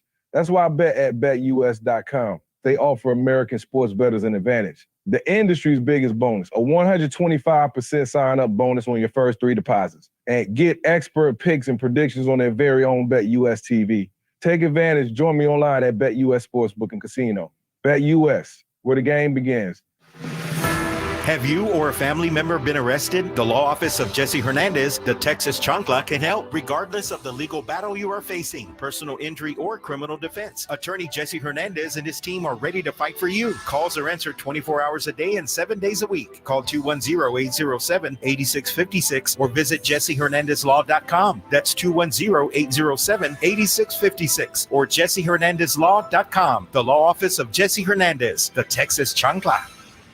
Is reviewing life insurance on your to-do list? Now's the perfect time to add it. A friend recently told me that securing life insurance sooner rather than later can help you lock in lower rates for years to come. So I bumped this up on my list and got it done. I called SelectQuote and couldn't believe how easy and affordable life insurance is. I'm 40 and got a $500,000 policy for $16 a month. My husband's also 40 and his $500,000 policy was only $18 a month. Plus, with SelectQuote same-day coverage, there was no medical exam required and we were covered by the time we hung up. Knowing I have this checked off my list feels amazing, but the peace of mind knowing my family is protected feels even better. Call SelectQuote at 1-800-694-1010. That's 1-800-694-1010. Or go to SelectQuote.com to get your free quote today. 1-800-694-1010. Details on example rate at SelectQuote.com. Eczema flaring up again? We have good news. Exoderm. If you or someone you love suffers from eczema or dermatitis, get Exoderm, the common sense answer for eczema. This stuff really does work. Exoderm contains the #1 doctor-recommended ingredient in a clean hypoallergenic cream with no harsh additives. Take back control of your eczema with affordable, fast-acting Exoderm Flare Control Cream. Exoderm. It's in the first aid aisle of your local Walmart, H-E-B, and other fine stores. Guys, did you know your testosterone level impacts your energy, libido, sleep, weight, hair loss, mood, and even ED? And right now, Revive Men's Health San Antonio will check your testosterone for free. They've helped thousands of men since 2011 feel and perform better. They're so confident they can help you, they even guarantee it. Schedule your free testosterone test, exam, and consultation today. Call 210-615-7777. That's 210-615-7777. Or visit ReviveMen'sHealth.com. 94.1 San Antonio Sports Star, South Texas home for Texas A&M football. Saturday afternoon at 6:30. The Aggies take on the Notre Dame Leprechauns, presented by Ewald Kubota and the Angry Elephant. Pregame at 5:30 on 94.1 San Antonio Sports Star. You're listening to the Morning Huddle with AJ Hoffman and Rob Thompson. It is the Morning Huddle. Here on 94.1 San Antonio Sports Star. High school football season in earnest. It starts tonight. Jason going to be on the call. Johnson and Judson, a local brawl going down tonight. That's a big game. Are you excited about it? Yes, man. Do you have your high school power rankings written down? Not in front of me, no. But I do know that Johnson and Judson would be in the top 10 for sure of our local. From my house, I can hear the game from the Dub Ferris Field over on 1604. You can hear the drum line going, and you can hear the plays getting called, the fans cheering. It's in the air last night. It's back, baby. Kettle corn, Frito pie. I wish I cared that much about. I'm such not a that's like the least Texan thing about me. Not a Friday Night Light guy. No, there's just something about the pageantry that I love. Just the smell of the game. Yeah, it's just I don't know. Like I think I'd like to go if there was like a state championship game. I wouldn't mind going to watch. They used to play those here, right? No, not the state title game. We've had a few. Most of the state title games are at Texas Stadium now. Okay, but I know they've been there for a while There's now. There's going to be a bunch of games in the dome, as is common. Maybe I'll go watch one. Go to a game that you have no vested interest, that you don't care who wins. I don't have any vested interest in any high school football game. Well, I mean, those are the ones I enjoy the most. Like, I show up, and I pick a team, and normally you don't have an interest in any high school teams. Well, unless it was one that I was involved with. Yours is closed down. Yeah, that one's done. And your kid's team is like a Christian private school. That's not Friday Night Lights. Oh yeah, it is. Oh please, dude, this D1 dude's going. This is private school. They can recruit. Like Bishop Gorman in Vegas. That's not high school football. That ain't high school football. Jamar Chase has made things clear. He's finally come out and he's made it where there's no questions about what Jamar Chase is waiting for. Jamar Chase he wants to be the highest paid player in the NFL. Well, or non-quarterback. And he wants Justin Jefferson, his former teammate in college, got 4 years, $140 million. Jamar Chase wants to have 1 penny more than what Justin Jefferson got. 1 cent. It's play money. He either like, what are we doing? Like, you know what I mean? Like, is it really? First of all, is it that big of a deal? Is it that big of a deal to be? If you were a GM and you knew you were about to make him the highest, do you want to make him the highest paid guy for a long time? Do you want to make him the highest paid guy for a short time? Do you want to overwhelm him with guaranteed money and maybe not the most overall? I mean, I'm not sure, as I've watched how franchises get successful, that I don't start copying the Rams idea, that I go 2 years on, 2 years off, 2 years on, 2 years off, where I'm all in for 2 years, contracts expire, 2 years for me to redo it again, and I come back at you again. I want short-term, high deal contracts that I can get out of fast. If you're the team or the player? I think for both. If I'm a team that wants to maintain competitiveness, I find 3 dudes that are my anchors and I pay them long term. But after that, you're not getting anything more than about a 2-4 year deals. And I understand I'm going to be paying a little bit more, but it'll be high guarantee. I'm going to get you in, I'm going to get you out, and I'm going to have expiring contracts every year that I can go chase somebody to fill a gap. These long-term deals, they're not good for anybody other than the team that wants to save money. But if I want to win, I'm going the Rams idea. Your definition of what is all in and mine might not be the same thing. If I want to win, this is how you do it. Let's do some math real quick. When you hear the 140 million, so 35 million per year is what we're talking.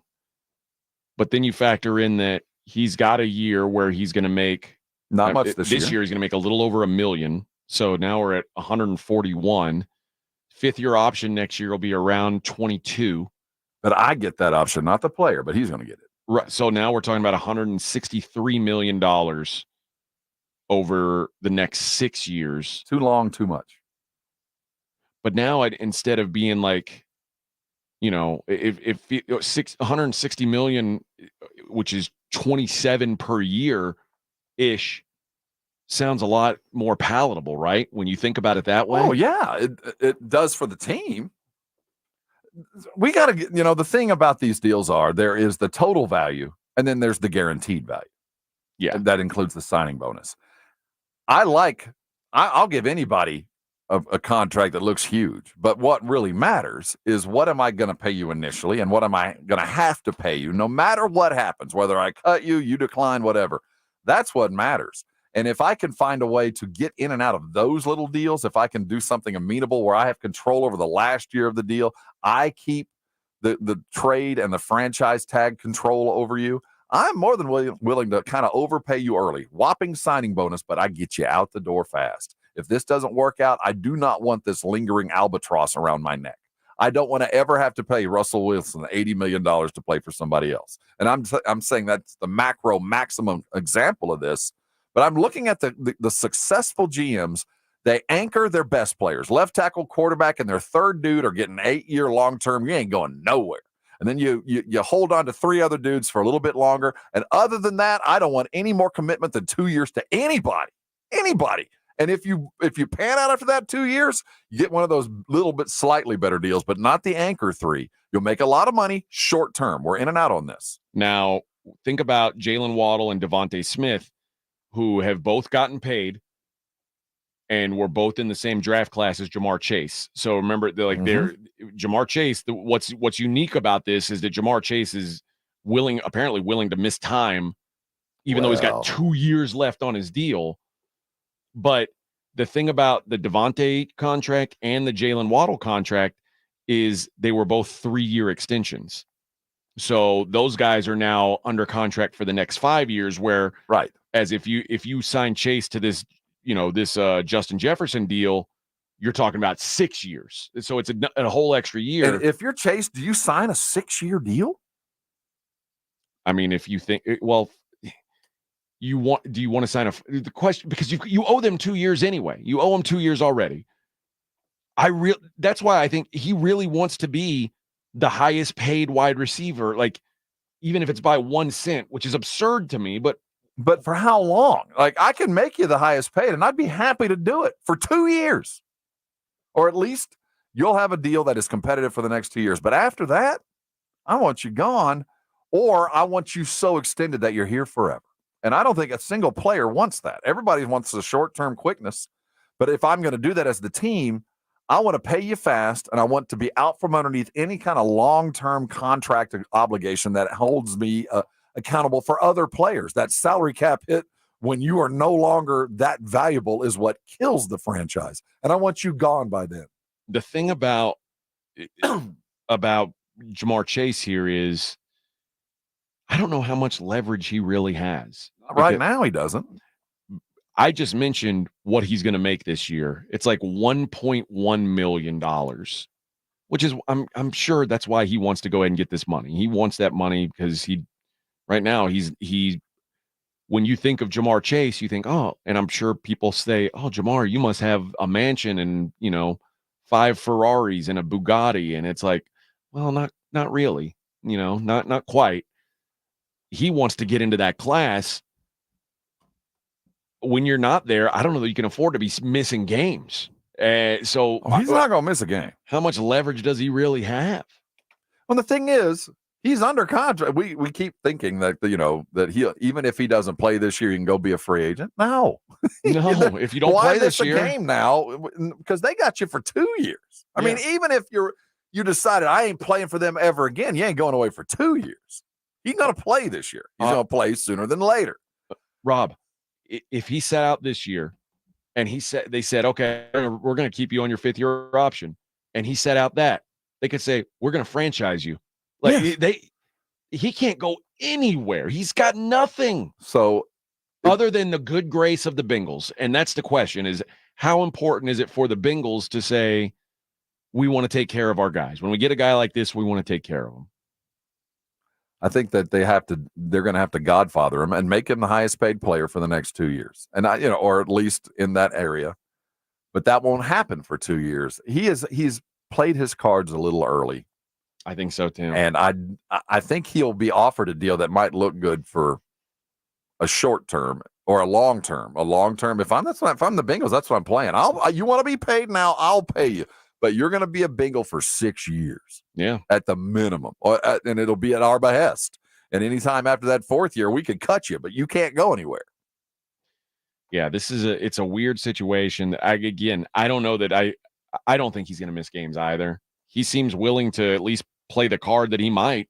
But they offer him a $50 million, $60 million signing bonus on the contract that he's got now. It'd be hard to turn down. Yeah. It would be hard to turn down, even though it's got 6 years attached to it. It'd be hard for me to say no because, like you said, my contemporaries are all worth 20 times what I am right now. Okay, now imagine you're Jamar Chase and you're making these demands, and I'm the Bengals, and I'm Mike Brown, and I come to you right now and say, Jamar, listen, man, the more we've thought about it, we're going to take care of you next offseason. That's the way it's got to be. When your time is up, like you got to play this year out, and then we're going to take care of you next season. What's your reply to that? You're going to take care of me regardless, my friend. I am, but it's going to be then, not now. No. Well, I think that's been the answer. I'm going to go play. When you say no, what's your recourse? Well, next year my recourse is play me or trade me. So your dollar values are going to double if you do that. And that's what they're telling him. But I think that he is going to have to play this year on this rookie deal, knowing full well that guys that aren't as good as him, like I said, are making 20 times the money he's making. Because like you said, or like I was saying, like, even if you say no, or I'm going to make you trade me next year, it's like, well, we can franchise you. You're still stuck here. But so I say yes. I will sit out because I'm going to bank on the fact that this team isn't going to be very good. Okay. And you're going to be 5 games into this, and you're going to be the pressure from without will suddenly get huge. And I'll just sit here and wait for you to come and call me when you're 2-3 and your quarterback Joe Burrow has nobody to throw to. When we find out T. Higgins ain't the answer and this running game ain't the fix, that I am in fact the reason this engine runs. And I'll wait for you to come beg it. And I'll say, you know what? The truth is, I'm not coming to beg you because you're going to come back anyway. Because you're not going to lose a year of service time over a couple $100,000. Is that what you're going to do? Well, at the very same time, you'll end up getting traded. We act like there isn't that kind of pressure, that players don't have that kind of control, and they do. The public pressure of sign your guy, go to the Super Bowl becomes overwhelming, especially for an ownership like the Brown family, who don't. Cincinnati, it's a small town. You know what I mean? The pressure will come, and it happened to Jerry with Emmitt Smith, who held out a couple of games, and finally Jerry was like, all right, I will pay you just to shut everybody up. That's the game that these players hope will happen, especially when you're that kind of star, that without me, you're going to be so bad that you have to pay me. All right. When we come back, we will we'll get into college football. We'll take a look at the rest of what happened this week, including something. It got ugly at Rutgers. We'll talk about that. It's the Morning Huddle on 94.1 San Antonio Sports Star. It's the Blitz with Jason and Joe. Afternoons at 2. Coming up on the Blitz, we are live at I-10 Ice House. I'm looking forward to that. I'm also looking forward to talking to Andrew Monaco at 3:30 about Aggie football. Big game this weekend. And the Cowboys have a little more than a week before they get underway. Dak Prescott already ignoring Jerry Jones. That's what Dak said yesterday. We'll talk about it with John Machota at 5:15. The Blitz with Jason and Joe. Afternoons at 2 on 94.1 San Antonio Sports Star. With a true Vegas feel, the Big Blind is the premier poker room in San Antonio, featuring an upscale environment catering to players from all abilities. From high-octane tournaments or lively cash games, the Big Blind has a game for everyone, including blackjack tournaments. From the owners of the Roo Pub and the Angry Elephant, the Big Blind is locally owned and operated, offering daily cash games to daily, weekly, and monthly tournaments. Learn more online at thebigblindsa.com. The Big Blind at 281 and Redland Road. Attention Roadrunner fans, get ready for an electrifying season of UTSA football. Season tickets are on sale now, starting at just $90. That's right, for only $90, you can catch all the action, all the touchdowns, and all the excitement at the Alamo Dome. Bring your family, bring your friends, and join the fun as we cheer on our UTSA Roadrunners to victory. Don't miss out on the best deal in town. Get your season tickets today and be a part of the Roadrunner family. Visit GoUTSA.com to secure your seats now. UTSA football, it's more than a game, it's an experience. Go Runners! Save on O'Reilly Brake Parts Cleaner. Get 2 cans of O'Reilly Brake Parts Cleaner for just $8. Valid in-store only at O'Reilly Auto Parts. O'Reilly Auto Parts. Looking for the ultimate bar experience? I-10 Ice House has daily happy hour specials that'll keep your spirits high and your wallet happy. Plus, catch the biggest sports events on massive 10-foot screens. The best seats are at I-10 Ice House on 9518 Console Drive. Lowe's knows saving pros time and money means getting the job done easier. Right now, save 10% on Georgia Pacific vinyl siding panels. Plus, save an additional 20% when you buy in bulk. And get free same-day delivery to the job site when you order by 2 p.m. Because Lowe's knows savings. Lowe's knows pros. Offer valid through 9/4. Selection varies by location. While supplies last. Discount taken at time of purchase. See sales associate for details. Exclusions apply. See Lowe's.com/same-day delivery for details. With Progressive Snapshot, you could save on auto insurance rates by driving safely, which is great because you're rarely rewarded for just being you. Ever get rewarded for being left-handed? No. You get to use weird scissors. Your reward for being a Capricorn? Cold birthdays that conflict with the holidays. And your reward for quickly responding to every work email? More emails. But with Snapshot, even left-handed Capricorns with proper email etiquette could get rewarded for good driving. So download the Progressive app today. Progressive Casualty Insurance Company affiliates. Snapshot not available in all states or from all agents. Listen to this station anytime, anywhere on Odyssey. Odyssey is your new audio home for all the music, news, sports, and podcasts that matter to you. Odyssey. That's AUDACY. Flight by Yingling is the next generation of light beer. For those who don't follow trends, but craft them. Flight by Yingling is 12 ounces of uncompromised refreshment from America's oldest brewery. With only 2.6 grams of carbs and 95 calories, this is premium refreshment 6 generations in the making. Don't just raise a glass, raise the bar. Flight by Yingling. Available wherever beer is sold. DG Yingling and Son Incorporated, Pottsville, Pennsylvania. Please enjoy responsibly. At Uline, the prevailing opinion is if you don't live it, you don't believe it. The people at Uline believe in hard work, and they live it by being there 24/7 to answer your call, having 41,000 items in stock, and offering same-day shipping from 12 locations across North America. Business owners, sellers, buyers, shippers, and packers believe it. Uline is the hard-working, dependable source for your shipping and industrial supplies. Visit uline.com. 94.1 San Antonio Sports Star traffic from News Talk 550 KTSA. Good morning. Working a few trouble spots. 410 eastbound near Vance Jackson. That wreck is still taking up 3 right lanes. It's a solid 35-minute delay, slow from Bandera Road. On I-10 eastbound at Proban, accident blocking 2 right lanes, and 90 eastbound at 35 west side. This wreck is 2 right lanes blocked. That's a 20-minute delay as you slow from 36th Street. A multi-vehicle accident. And Debbie Alcacer, KTSA, Time Saver Traffic.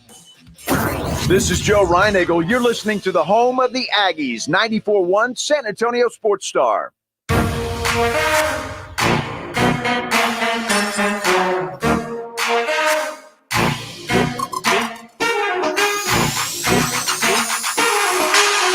College football in full swing. We got more tonight, too.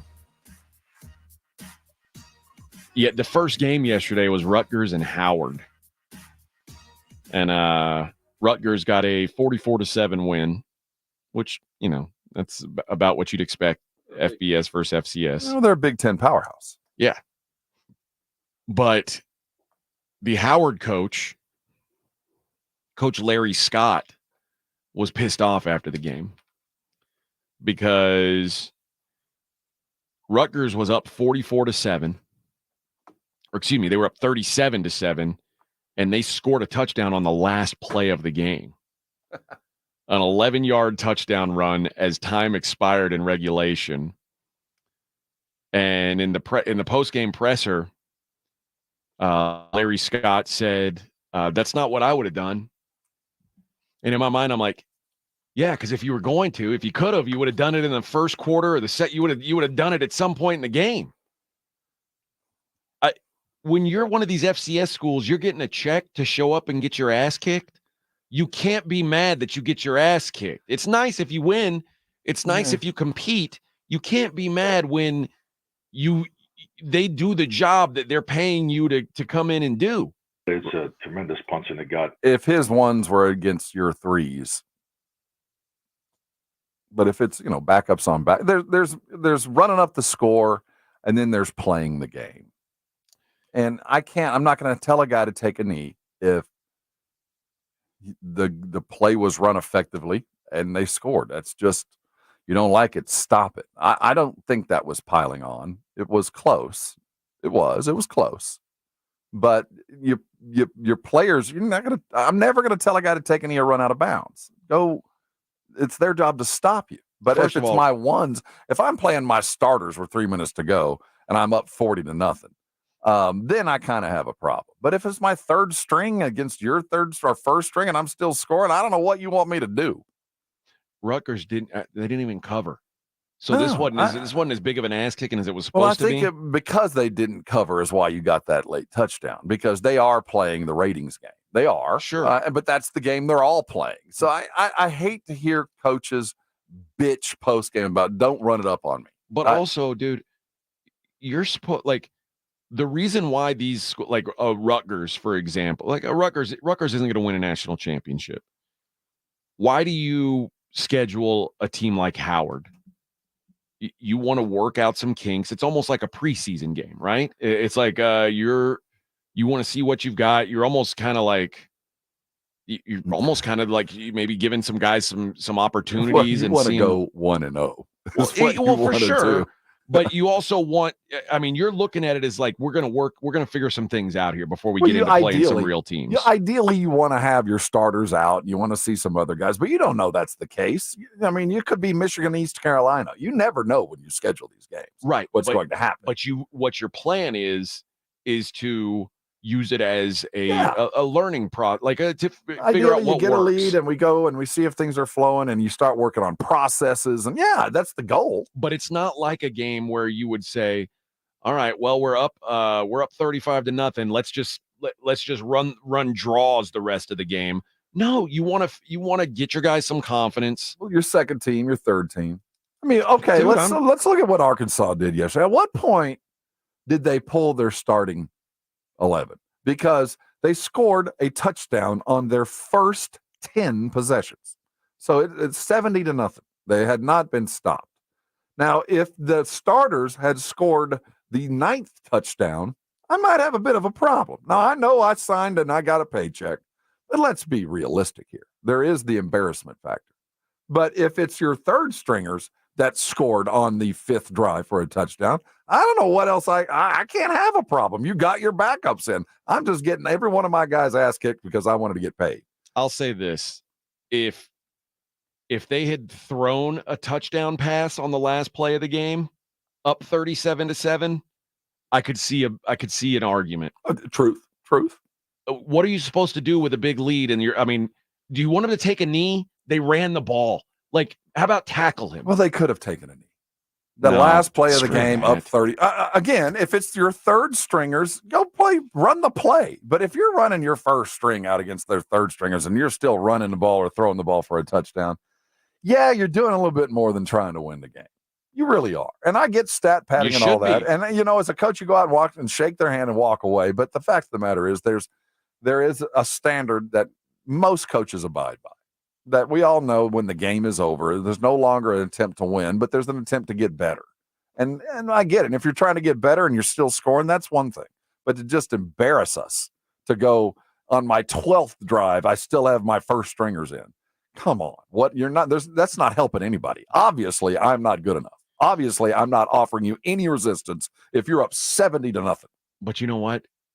There's a reason why we wrote you a check that's basically going to fund your program for the season. But like I said, there is a standard, and if code. It hurts your feelings, sorry, well, Bubba. No, that's not the way the world works, though, AJ. That hurts your feelings. This is still a collegiate atmosphere, and there are still standards that coaches need to abide by. And one of them is you never, on purpose, embarrass anybody. You never. That's the axiom of a coach is to uplift, to raise. Dude, I fundamentally disagree with you here. You're bringing your UFC one-on-one stuff. The goal is to win, not to embarrass. And if your goal is to embarrass, it is not to coach. I'm serious. There is a level at which if you're out there, your intent is not just winning. Your goal number one is win. And in that win, if you win so well that they feel embarrassed, that's one thing. But to go out and score, I'm going to score 84 on you. I got with news my for you, third dude. stringers. That's okay too. But if your first stringers are out there, because I'm going to go get 90, that's a code that you have crossed. You're thinking like Bear Bryant stuff. Today, in 2024, when you're paying your third stringers to show up. Yes, and I want them to play hard. And if they're playing hard and doing it, but I'm talking about as a coach, I see an opportunity to go get 100, and I'm going to leave my first string in until I get it. That's one thing. If your third string is scoring against their first string or their second string, that's another. Go do it. But if there is the willful intent to go, I'm going to go hang 90 on you because, you're so weak that you'll take the $1 million for an ass whooping. That's where we've crossed the line. I don't know. If I'm Rutgers and I'm looking at my schedule and I see a bunch of I see Washington and USC and, Ohio State, I'm like, man, when am I going to get a chance to make my guys feel, well, first of all, they scored 44. Like they didn't put up a cartoon number. Okay. It's still 44-7. And they went for a touchdown on the last game. They ran the ball. I agree. And should he have run? And then when he realized I'm not going to get tackled, falling AJ, down, you could have taken a knee and walked off the field. You know that. And everybody would have not. But that kid needs reps. Oh, come on. And that's what you're paying for. This is not professional. He needs reps to improve. Come on, AJ. They are paying this team to come up and take a beating. They're not paying this team to come and take a beating. They're paying this team to come up and give us an opportunity. I mean, yeah, we're paying you to play you, but I'm not paying you to go 90 to nothing. I mean, this is not cutthroat NFL yet. This is still children. This is still 18-year-olds. They ran the ball. They did, and I have no problem if it was not. If it was third on third, yeah, go do it. That's improvement. But if it's your first string still running plays and late in the game and you're up 70 to nothing, come on. That's not good for anybody. It's not good for your team. No. So why would I do that other than to embarrass you? It wasn't their first team guys. I have no problem with it. But even then, you go, seriously? But I don't think there was a willful attempt to embarrass. The guy had a go. I didn't see the play. But if they'd have dropped back and thrown, then that's another thing. I could at least see an argument then. I'm not mad at what happened. I'm not. But I do think there's a standard at which, even though you're giving a check to somebody, it is not free will then to just go beat them senseless. Oh, I disagree. Yeah, that's what you pay for. I think you pay for competition. And if you're paying somebody that's so bad, you might need to reevaluate your program. Like when a Kansas, pays Chaminade to come play at Fog Allen, there's not going to be competition. They know that. You're right. So what are they going to do? They're not going to But your starters aren't playing. They're not going to take 4 it minutes easy. to go. Again, this isn't a starters thing. This is a coach crying because the fourth string running back ran into the end zone. When is that guy going to get a chance to score again? Again, they didn't do anything out of the ordinary. They ran a play, but they could have. And Make a tackle. Well, yes. If you anything, don't like be it, mad at me. your guys. And I think he probably is. But again, you're down on the last play of the game. You could have taken a knee and walked away. And that would have been, and you know it, that would have been the gentlemanly thing to do. It would have. There's no need to embarrass anybody else. This game is in hand. I don't look at it as embarrassing. I look at it as you paid. It's almost like a training session. Like what you're doing is when you paid for a batting cage for an hour and you had a really good hitting session. In the last 5 minutes, you just kind of sat around and let the pitching machine blow them by you. We're talking about the last play of the game. You're up by 35 points. You got a chance to get better. That's all I'm looking at. And did they get better with that one play? No, they didn't get better. One guy got a little shine. Well, yeah, that's fine. But don't say they got better. What happens when that guy has to play? Sometimes you get better when you fail, too. You think Texas wishes their third string running back would have got more reps last year? I bet they do, because now all of a sudden it's like, oh, wow, we got guys who have never played before. But there's reps and there's valuable reps. Obviously, they were so much better that the same kind of rep in practice would have been probably better. Well, you tell me when the fourth string running back at Rutgers is going to play in the Big Ten. I'm not mad at running a fourth stringer. But I will also tell you that this coach could have easily said that fourth stringer, we're not going to learn on the field. I'm going to learn sportsmanship, and I'm going to teach you that when you have a man down, the game is over. We shake hands and walk off the field. There's no need to inflict any more embarrassment. We have already beaten them in every way possible. And I'm going to show you that as a player, you can shake a hand, and I didn't need to stomp you into the dirt. I've already beaten you. Man, I think you and I just look at it different. I think that these so shame on these guys for taking a check. If you're going to take my money, I'm going to whoop your ass. No, not shame on them. This is their chance to see what it's like going up against the highest level of competition. Oh, see, listen to you. But you get to learn how good we are here at Rutgers, and I'm going to show you the value of a Rutgers football team. I'm going to hang 40 on you in one last play. That's not the intent. Isn't the intent to get better? Yes, but getting better and scoring are two different things, man.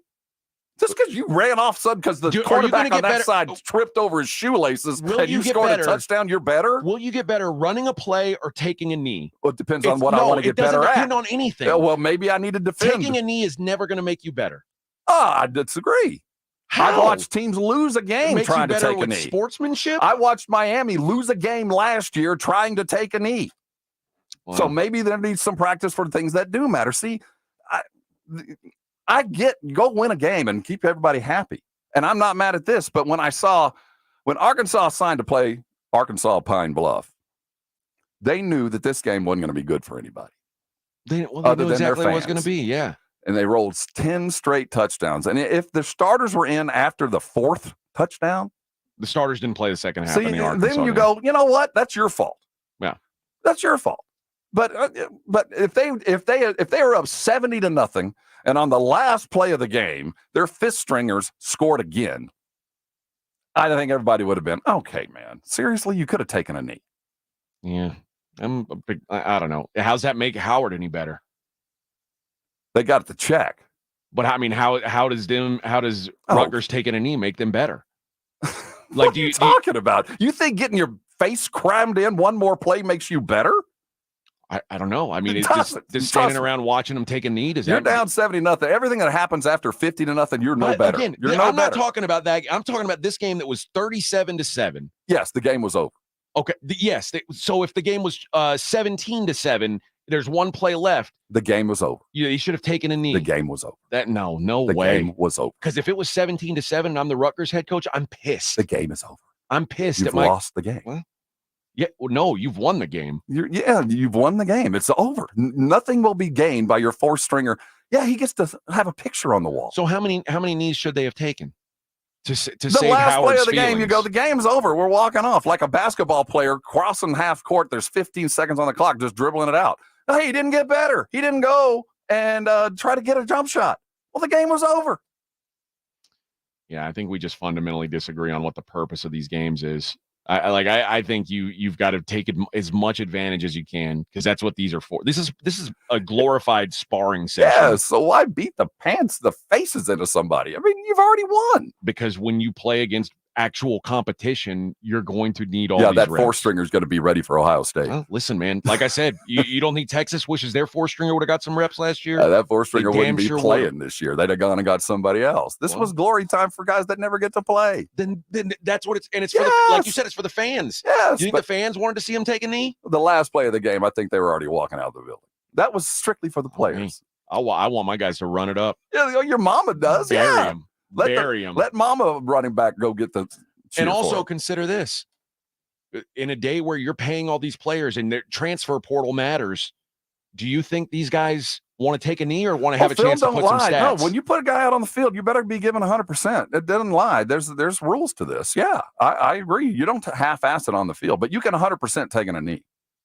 Yeah, I don't feel bad for these guys. I don't feel bad for them. I don't. But there's the coach. There's a standard. I don't know. Like, by the way, Howard got their ass kicked way less than most of these FCS schools got their ass kicked yesterday. And the other side of that, you're going to get your ass whooped. When you're rolling, this is going to be a long night. They ought to be happy about the minimalist ass kicking that they got. Think of the new helmets they get to wear next year. Minimalist. All right. When we come back, I guess we're in the last. Is this the last segment of this hour? Are we good for a couple minutes? Yeah, a couple minutes. Yeah, okay, good. The other games yesterday, Max Johnson is a bummer. Merc. He's a merc. They're all mercs. Don't act mad. A&M didn't want to. They didn't want that guy. No, anyway. The thing is, I like Max. I want him to be successful, but this was his life. But did you want him to be an Aggie quarterback this year? No. Okay. Then, no, he showed up because we needed him, and he filled a role. But he's a merc, and it's sad that they paid him this money to show up in North Carolina. He's already hurt. Yeah, and it is. I mean, to me, it's a bummer that just the way it went down, like it got rolled up on. First of all, he was playing like ass when he got rolled up on. So I don't know that like this is the worst possible news for North Carolina. North Carolina, their offense is a dude named Tez. What's that wide receiver name? Well, he's gone. He's gone to Oregon now. Tez. But Omarion Hampton is their running back. Omarion Hampton, and he is a stud. He's their offense. That it ain't Max Johnson stunk yesterday. I don't know what they're going to do. That Connor Harrell who came in, he didn't look like much either. But North Carolina gets the win, but lose Max Johnson. I don't know for how long, but everybody's making it sound like it's going to be a little while. He had a 300-something pound dude land on his ankle. I think his ankle was the problem at A&M too. Was it? Mm-hmm. So if that's a recurring issue, then that's not an ideal situation. But again, North Carolina gets a win. Minnesota misses a field goal at the end of the game, wide right, Buffalo Bills style. Speaking of hard luck, I think Minnesota might be one of the more hard luck franchises out there, or college teams. Seems like every time I think about Minnesota, they're losing tough. Something bad happens late. Yeah, that sounds about right. Well, luckily for them, they saved their FCS game for next week. Who they got? Rhode Island. So maybe they'll get a chance to run up the score late and feel good about themselves. My one bit of Minnesota trivia is the M for the Minnesota is actually an upside down W. Go look at their logo and look at the M for Minnesota. Right. It's a W turned upside down. I was at a game. Well, isn't every M technically? No, not really. Now look at the Michigan M. That's an M. Okay. When Minnesota joined the Big Ten, Michigan was already there, and they wouldn't let Minnesota use the official M. So Minnesota flipped a W and made it their M. Okay. It's one of those random college stories that you wouldn't think you'd know. No, I wouldn't. But I sat next to a Minnesota alum, and he told me that. So I believe it. And what'd you tell him? I said, you're full of BS, bro, and your team sucks. Did you tell him about the 12th man? Oh, I stood up and yelled it. I gave him a yell leader practice. Told him I taught him how to hump it. I don't know if you know this, but tag team, when they did Whoop There It Is, had to pay A&M royalties. They should have. We'll be back. Morning Huddle 94.1 San Antonio Sports Star. You're listening to the Morning Huddle with AJ Hoffman and Rob Thompson. KTFM Floresville. 94.1 San Antonio Sports Stars Fall Golf Classic is back. Monday, September 30th at Olympia Hills Golf Club. Get your slot now. $120 per person or $400 per foursome. The Fall Golf Classic, benefiting San Antonio sports, is presented by the Law Office of Jesse Hernandez, the Texas Chungla, sponsored in part by Jim Beam, PPL Motorhomes, Flight by Yingling, Tomalitos Mexican Restaurant. The Fall Golf Classic happening Monday, September 30th. Sign up now at sasportstar.com. Never underestimate the power of kindness. Most of the time, we think being kind is doing random nice things or smiling a lot, but it is oh so much more than that. Kindness is love in action. It's love with the work gloves on. It's stepping in and being helpful where others need help, direction, a word, or sometimes just a break. The Apostle Paul, when trying to help us understand what love is, writes that love is kind. This world can be a cold place when it comes to verbalizing harsh opinions on talent or appearance. Words can feel like slashes. We all know this firsthand. This is why stories of unexpected kindness always stop us in mid-stampede and touch our hearts. They remind us what we intuitively know, that we should be helpful, generous with what we have, and encouraging with our words. And it shouldn't be surprising, but the norm. This is Mark Absher, the MacArthur Park Church of Christ, with a reminder that every day we have opportunities to be kind to other people. Visit our church online at macarthurchurch.org. The MacArthur Park Church of Christ, connecting God and people. Hi, my name is Jason Thompson. I'm an attorney here in San Antonio representing people and families who've been injured in traffic collisions since 1994. The reason it's important to call me as soon as possible is the number of tricks and mistakes you can make, even up to talking to insurance companies, which I'm going to tell you not to do. And also some of the billing practices at our local hospitals. And over the last year, I've seen more and more of this, where hospitals are asking patients to assign benefits they do not have to assign, all in an effort to get more money to the hospital than they would receive if all you used was your health insurance. When you call, I will give you your options. We'll talk about your case. And all of that is free of charge. If you or a family member has been injured in a traffic accident, whether car, commercial truck, motorcycle, I want you to call me as soon as possible after the collision. My number, 210-900-0400. That's 210-900-0400. Or go to my website at alawyerforus.com. Hey, football fans, Michael Vick here. They say I transformed the quarterback position. The fastest ever, the strongest arm, the most rushing yards. They call me a game changer. I say BetUS.com changed the sports betting game. It started 30 years ago with the industry's biggest bonuses, and they haven't stopped. This football season, get a 125% sign-up bonus on your first 3 deposits. Join me at BetUS Online Sportsbook and Casino, BetUS, where the game begins. Shop the Sherwin-Williams September holiday sale and get 30% off paints and stains from August 30th through September 9th. With prices starting at $34.29, it's the perfect time to transform your space with color. Whether you're looking to revamp your bedroom, living room, or home office, we have you covered with bold hues, soothing neutrals, and everything in between. Shop the sale online or visit your neighborhood Sherwin-Williams store. Retail sales only. Some exclusions apply. See store for details.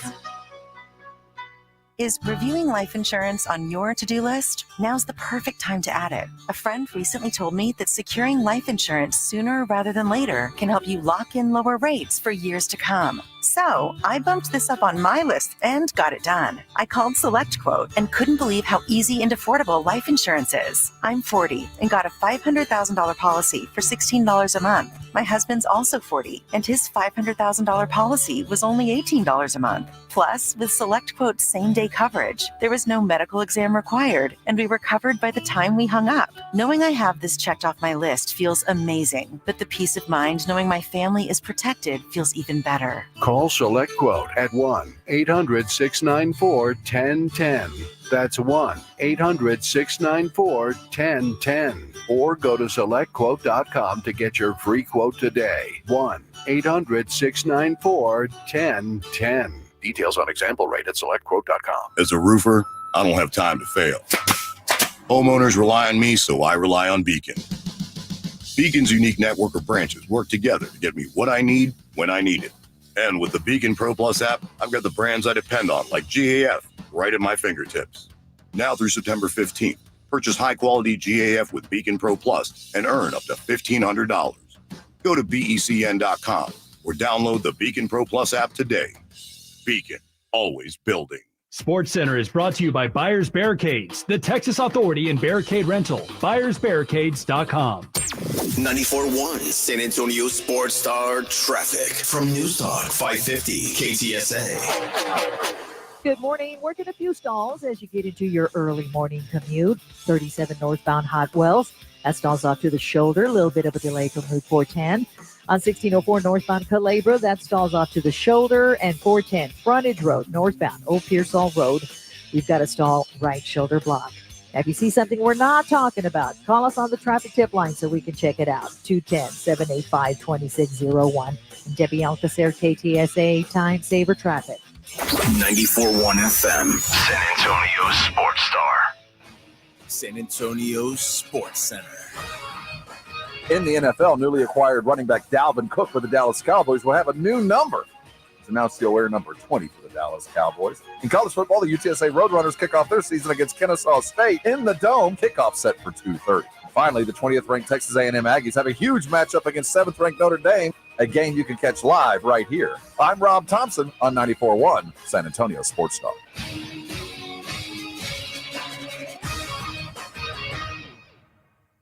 From the studios of San Antonio Sports Star, reaching more sports fans than any station in South Texas. Welcome to the Morning Huddle. And Rob Thompson. This is 94.1 San Antonio Sports Star. Happy football week. What a night it was last night. Watching all these big boy football programs blow out these crumb bum FCS schools. And we got plenty more where that came from, baby. More tonight, in fact. Friday night. Friday night lights. Football. Oh, well. Boomer Sooner is going to prevent people from watching the Judson versus Johnson game, the highly anticipated Judson versus Johnson game, which you'll hear right here on our station, right? Right here on Senator Jason Minnick's 15th straight year, I believe, or as long as he's been here. Who does the games with him? Got a new sidebar this year. I'm not sure. Oh. Nick Solis, I think is his name. There it is, Nick Solis. Made up person, I think. What's Nick Solis's background? I don't Hopefully high school football. Oof. I don't know. I didn't do anything. You know, I guess if you played high school football, does that give you a background in high school football? I would think so. That's the only requirement. Well, I mean, you look at who's doing the color for NFL games. Kind of have to have been in the NFL. Well, then I'm as qualified as anybody. Then I think so. Should have called me. Should have called me instead of you Nick. were here when the decision was made. Well, they should have reconsidered once I got here. Yeah, you were all over this. I would have really. Yeah, I would have considered it. You'd have been down for that. I would have considered it, but you know that ship has sailed. Free sausage wrap. Okay, now we're talking. Dak, good old Dak. Dak's a little I don't know if Dak's salty or is he just. No, he's telling the truth in veiled statements. Listen to what he had. Man, this guy is so done. Here we go. With Jerry. He's done. He loves being a Cowboy. He's done with Jerry. They asked Dak if they expect or if he expects that negotiations will continue into the season. And here's what Dak had to say about that. That's up to Todd and those guys. Once again, I'm not going to be a part of them here as the season starts. And they've been going. They've been going obviously heavily through Todd and Steven both. Yeah, it's just all part of it. As I said, my job and my focus now is control what I can. And as I said, well, back in camp, it's two parts of this. Both sides have to come to the agreement. You don't need a deal done before the season. I don't need no. Would you like it done before the season? I think it says a lot if it is or if it isn't. But however, doesn't really matter to me, to be honest with you. What does it say if it isn't? Just how people feel. I don't know. How do you feel if it You're right about that. You open that door? Yeah, I know. Okay. Yeah. Tells you a lot about how people feel. Now, he's talking about himself. Yeah. He's not talking about Jerry? He's not talking about Jerry. It'll show you a lot about how I feel because he has not offered me a contract worthy of my standing. Jerry's offered a deal. There's a deal on the table right now.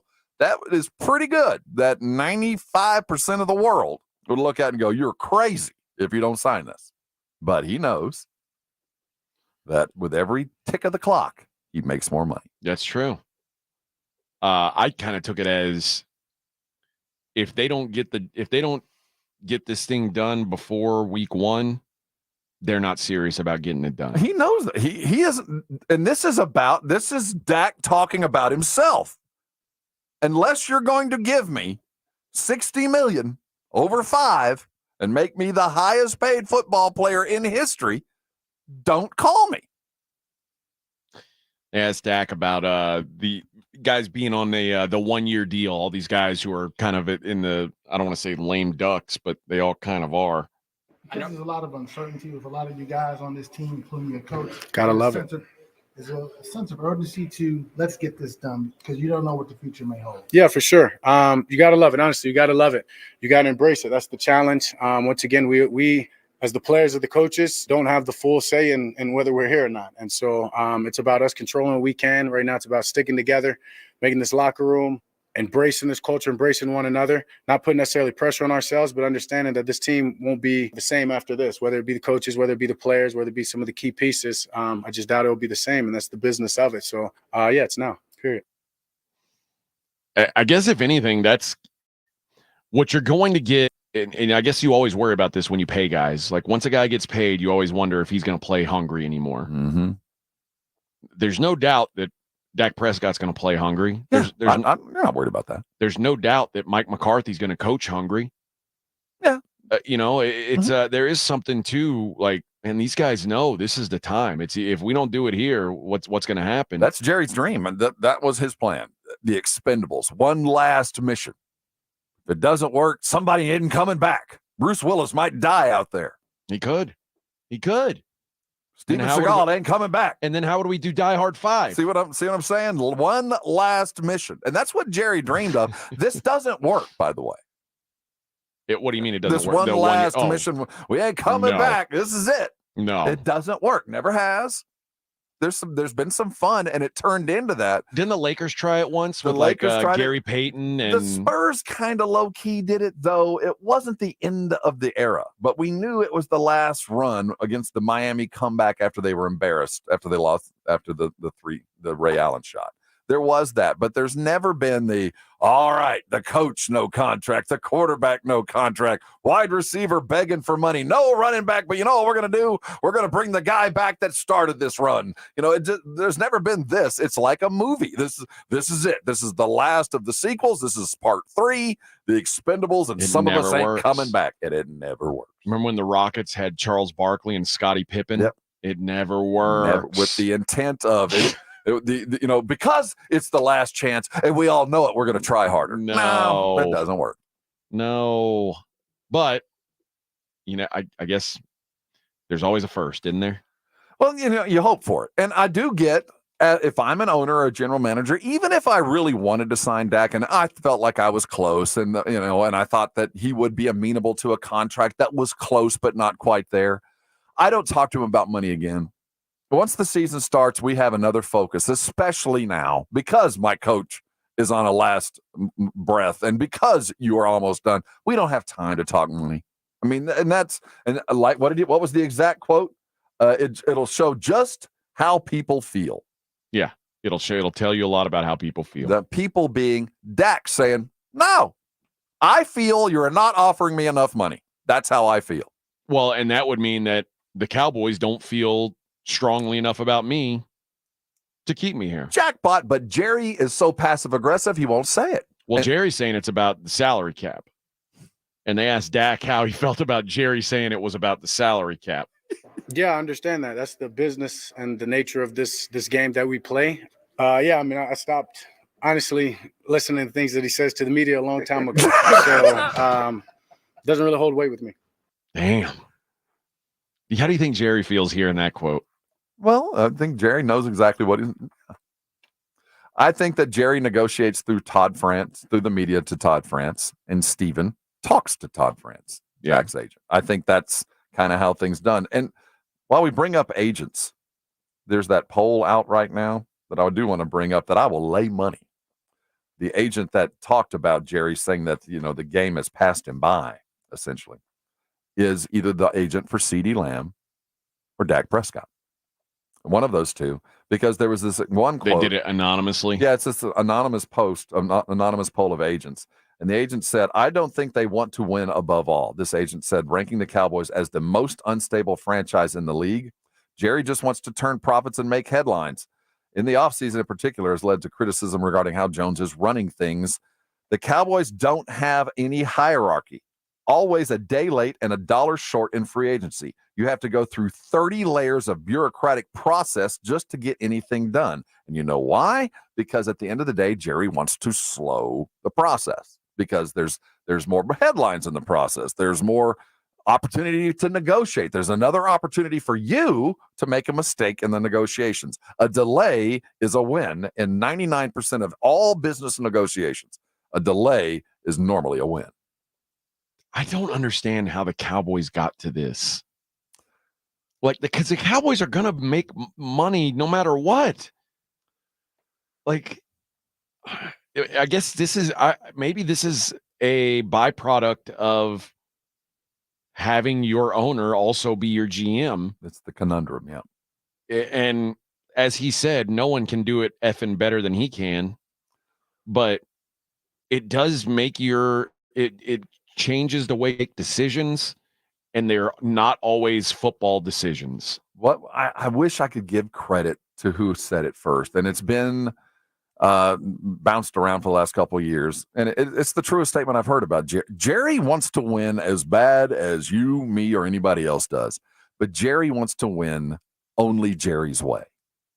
There's easier ways. Everybody knows there's a whole lot easier way to go win. Yeah. And that's to shut up, get out of the way, and pay the money. Sign checks and and collect checks, collect money, by the way. But shut up and get out of the way. But Jerry wants to win, but he wants to be part of the process of winning to the extent that he ruins things. Has the game passed him by? That little bit has. Yeah, that's unfortunate. Some non-business stuff that they asked Dak about. They asked how good it felt to have a CD back in the fold. Yeah, excited. Obviously, I've been in contact with him all the training camp. The moment it happened, FaceTimed him just to see his excitement, see the weight off of his shoulders, how pumped he was to get back. And then obviously him being in the building, having a couple of practices now with him. The guy's one of the best receiver, super athletic, elite. So that makes that whole connection, us getting back on the same page, that much easier. Not going to be too difficult when you got a guy like that that's smart, knows how to get open. I just got to make the throws. It's a happy quarterback, no doubt. Yeah, he was throwing to a lot of Jalen's. Yeah, and when you're trying to negotiate a $60 million contract, the last thing you want to look across from you in the huddle is see a bunch of Jalen's, unless one of them's Waddle. And even then, you still like to have a Tyreek Hill there standing next to him. Yeah, that's a happy man, and rightfully so. But he said that CD's been in the gym at least while he's I been think gone. I'd read something, but I don't always believe what I read. But saw it in the biceps when he popped in. He's wearing a lot more sleeveless shirts. So as long as the speed's there, and it looked like it was out there, I'm fine with however big he is. Good. Swole team. Swole up in the gym. And then lastly, they asked him, I'll play both of these back to back. They asked him about the running backs.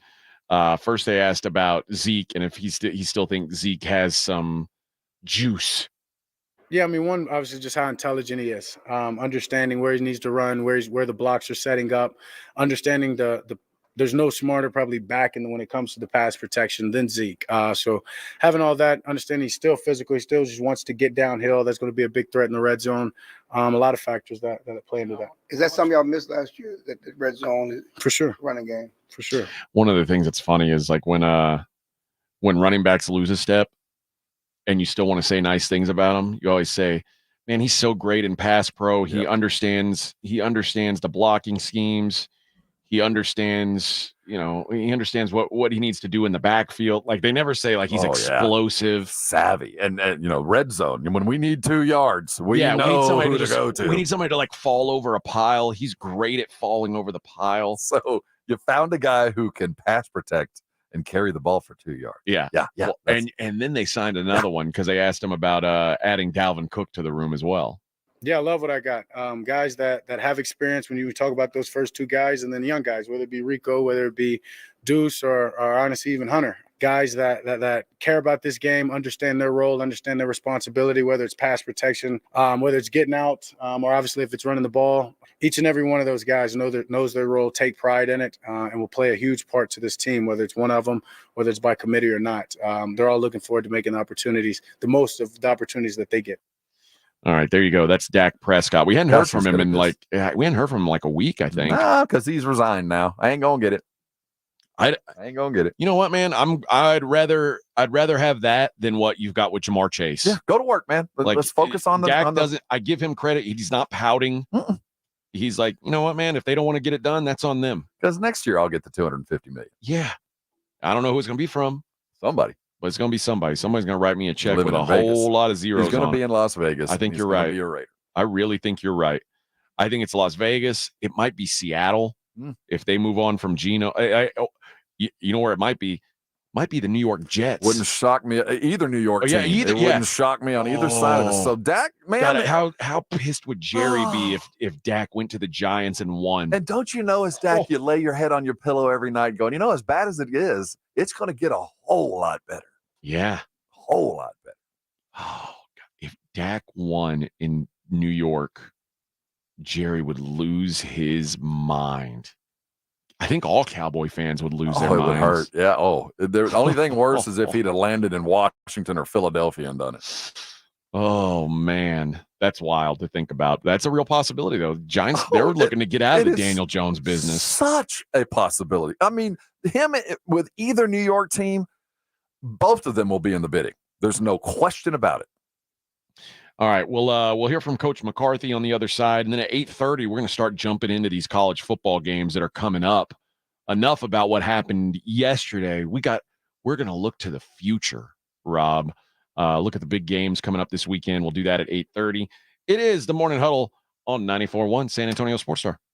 It's the Blitz with Jason and Joe. Afternoons at 2. Coming up on the Blitz, we are live at I-10 Ice House. I'm looking forward to that. I'm also looking forward to talking to Andrew Monaco at 3:30 about Aggie football. Big game this weekend. And the Cowboys have a little more than a week before they get underway. Dak Prescott already ignoring Jerry Jones. That's what Dak said yesterday. We'll talk about it with John Machota at 5:15.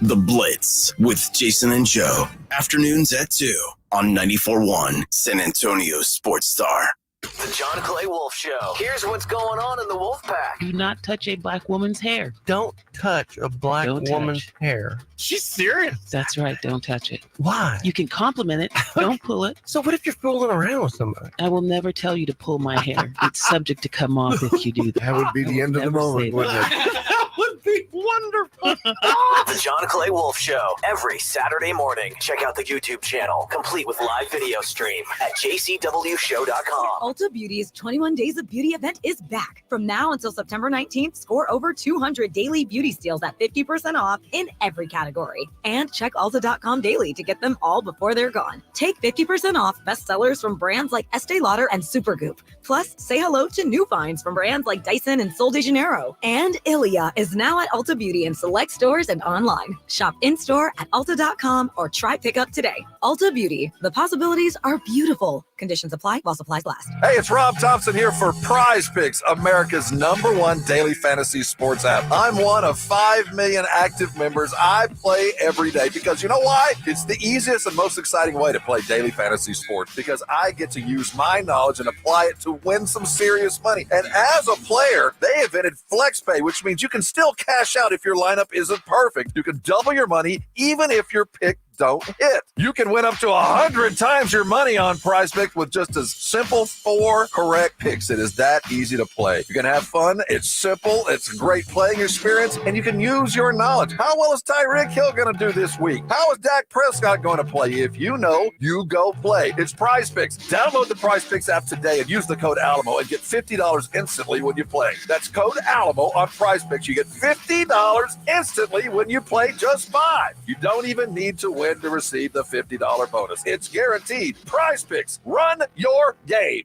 Hello, my name is Jason Thompson. I'm an attorney here in San Antonio, and since 1994, I've been representing people and families seriously injured by negligent drivers. I think everyone knows that driving while using a cell phone, texting, posting videos is dangerous. Study after study shows that use of a cell phone like this is the same or worse than driving under the influence. Yet, many people insist on using their cell phones while driving. I've had many cases where my client was injured by one of these people because they chose to use their cell phone. Who are these people? You and I have both seen them, probably today. Men, women, old, young, minivan drivers, truck drivers, 18-wheeler drivers. I know this. The same person that chooses to use their cell phone while driving is the same person who will lie about it later just to avoid taking responsibility. If you choose to use a cell phone while driving and hurt someone, you'd better hope they don't call me. If you or a family member has been injured in a vehicle collision, call me. Jason Thompson, 210-900-0400. That's 210-900-0400. What's wrong with Rick? He's kind of spacey. That's Rick's identical twin, Scott. He's not used to answering direct. What's going on? Rick asked me to keep it secret, but he asked his twin to cover his shift so he could go to Diamonds Direct to shop. But this is a jewelry store. Exactly. But the prices and selection are so much better at Diamonds Direct. Rick doesn't want the boss to get suspicious, so Scott's here in case the boss sees Rick at Diamonds Direct. But that would mean that the boss is at Diamonds Direct too. Yeah, we have a lot of secrets. You never know who you'll run into at Diamonds Direct with unbeatable direct importer prices, the highest quality diamonds, the most sought-after designer rings, the best customer service, the strongest guarantees in the industry. It's just a no-brainer. You think if Scott had a mustache, he'd look like me? Go where everyone goes. Diamonds Direct. Your love, our passion. Learn more at diamondsdirect.com. Drinking and driving will change your whole world. Whether you get pulled over or get into a crash, things will never be the same. Getting a sober ride will change your world for the better. Drive sober or get pulled over. Paid for by NHTSA. Did you know your skin is the largest organ of your body? Huh? That's why you should shower with Old Spice Super Hydration Body Wash instead of plain old bar soap. Love your skin by super hydrating it with vitamin B3 and glorious notes of vanilla and shea. Did you know that my super hydrated skin is the second largest organ of my body? The first is my heart. Old Spice. Men have skin too. Old Spice Super Hydration Body Wash. 24/7 renewing moisture. With daily use. Looking for the ultimate bar experience? I-10 Ice House has daily happy hour specials that'll keep your spirits high and your wallet happy. Plus, catch the biggest sports events on massive 10-foot screens. The best seats are at I-10 Ice House on 9518 Console Drive. You're locked on the Morning Huddle with AJ Hoffman and Rob Thompson. It's showtime! Morning Huddle, 94.1 San Antonio Sports Star. Rin said, did they mention Incarnate Word yet? Let me guess. Not yet. No. We did not. I don't. That may have been the mention. I mean, high school, the Incarnate Word girls volleyball team. Is that what we hadn't mentioned them either? Yeah, I'm not well versed in FCS football, and you know what? I wish everybody who plays here in town well, but there will not be a whole lot of time dedicated to Incarnate Word football on this radio program. I can tell you that. We will tell you that they do welcome in the Northern Colorado Bears. Yes, to Incarnate Word Stadium. They'll be playing tomorrow at 6 o'clock. Will be the kickoff there. What's the point spread? I don't believe they have a spread. I don't know. Well, they've got to have a spread. It's a football game. I don't see it. Let's see what we got here. No, I don't see any.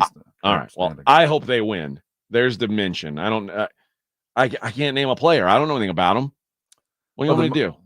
The most famous player is a guy named Cam Ward, who's now playing for the Miami. Well, yeah, that's a guy who played there. What, 4 years ago? Something like that. Yeah.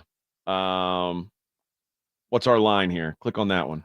They're minus 22.5. Oh yeah, hosting Northern Colorado. Total of 52.5. If you're liking that. And Northern Colorado is going to suck the big red beak. Looks is like what it. they're going to do. It looks like it. Yeah. Minus 1,600 if you're an Incarnate Word fan. The Bears. The money line. The Northern Colorado Bears. Come get some. There you go. That's your Incarnate Word football update. I hope they win. Mike McCarthy, the head coach of the Dallas Cowboys, got to hear from him a little bit yesterday as well. First of all, he also commented on the new look of CeeDee Lamb. And if CeeDee Lamb has gotten so jacked, then like maybe the Cowboys strength and conditioning program isn't that good, because CeeDee was away from him. He gets shredded, and everybody who's supposed to have been working out this whole time is like, wow, man, he looks jacked. And I saw those guys in the weight room at Oxnard. They're playing around. They're not working out hard. Give me a break. But here's what Coach McCarthy said about CD. CD's jacked. It's great to have him. When he walks into the room, you know, that big smile, he just lights up the room. So, I mean, it's been awesome having him back. But, you know, this will be the first real, you know, test as far as, you know, workload capacity. You know, we've been in the last two practices have been very, very light in nature just because of the, you know, the setting and you know, open to public and those types of things. Obviously, we weren't going to do anything last two practices that were going to be involved in Cleveland. So, you know, today's our first opportunity to go get it and start the real preparation for Cleveland. So he'll take more reps today than he did the last 2 days for sure. You mentioned that he's jacked. Did the size kind of catch up? Definitely. Right? Yeah. I mean, just knowing that he's put on the weight and he looks great. I think he looks great. He lifts for definition, not strength. Yeah. He's looking for tone. You think it's show muscle? Is that what you're saying? Show muscle? He's doing lighter weights and more reps than he is the heavy stuff. How dare you? Show muscle. I didn't know that was. Yeah, I don't have any show muscle. Functional sadly. muscle and show muscle. I'm barely functional. I got nothing to show off. They asked Coach McCarthy about the this year's draft class and what kind of contributions he expects from the rookies. Well, I think really the way this thing's shaping up, I think we'll have more contribution from our draft class early than probably in quite some time. I mean, our draft class has been very mature. Communication skills, just the way they've exerted themselves. Going back to the off-season program, I've been very impressed with them. And they're going to have some opportunities here early, you know, starting in Cleveland. So I'd say, when do you know? I think clearly when you get into camp, you get into the padded work, particularly these practices we had at the end of camp. You know, you could see them, you know, taking the steps. So, you know, now it's for real. But when we get to the end, you know, a couple of years down the road, I think we'll look back on this draft class with a very positive review because they're off to an excellent start and they can sing. So, and they can sing. The rookie who's going to be asked to really step up now, I think, is Kalen Carson. Yep. And they asked Coach about Kalen Carson. I'm curious what he had to say about him. I'll say this: consistency, because really every opportunity, not only, you know, at corner, but, you know, look at his special team reps too. You know, better stop he's been those. given an opportunity. He's shown early that he belongs. You know, it was never too big for him. Love his instincts and ball skills. So it's one thing to have them, but then when you start getting your hands on balls in practice and, you know, PBUs and things like that. So He's just done a really good job, which you always look for in young guys, because their reps are with the ones are very few in the beginning, but he's produced every time he's given a chance. Kalen Carson's going to have to carry some weight, man, and I think he can do it. I like him. I like what I saw him out of Knox. I liked him in college. I think he's a good player. It's a big ask, but as long as you've got Trayvon on the other side, if you're decent, you're gonna be all right. Because, and again, I've said this to you about Trayvon before. I'm not sure he's a great corner. I just think he's a great playmaker. He gets beat plenty. He's a ball hawk. He gets beat plenty. I think Kalen Carson just needs to be kind of the safe guy. He needs to just not give up big plays. Another Josh DeBerry, another rookie cornerback that might have made the team. How many rookies are actually on the roster? I mean, on the 53. I know they kept like 14 or 15 of them around, but who are on the 53?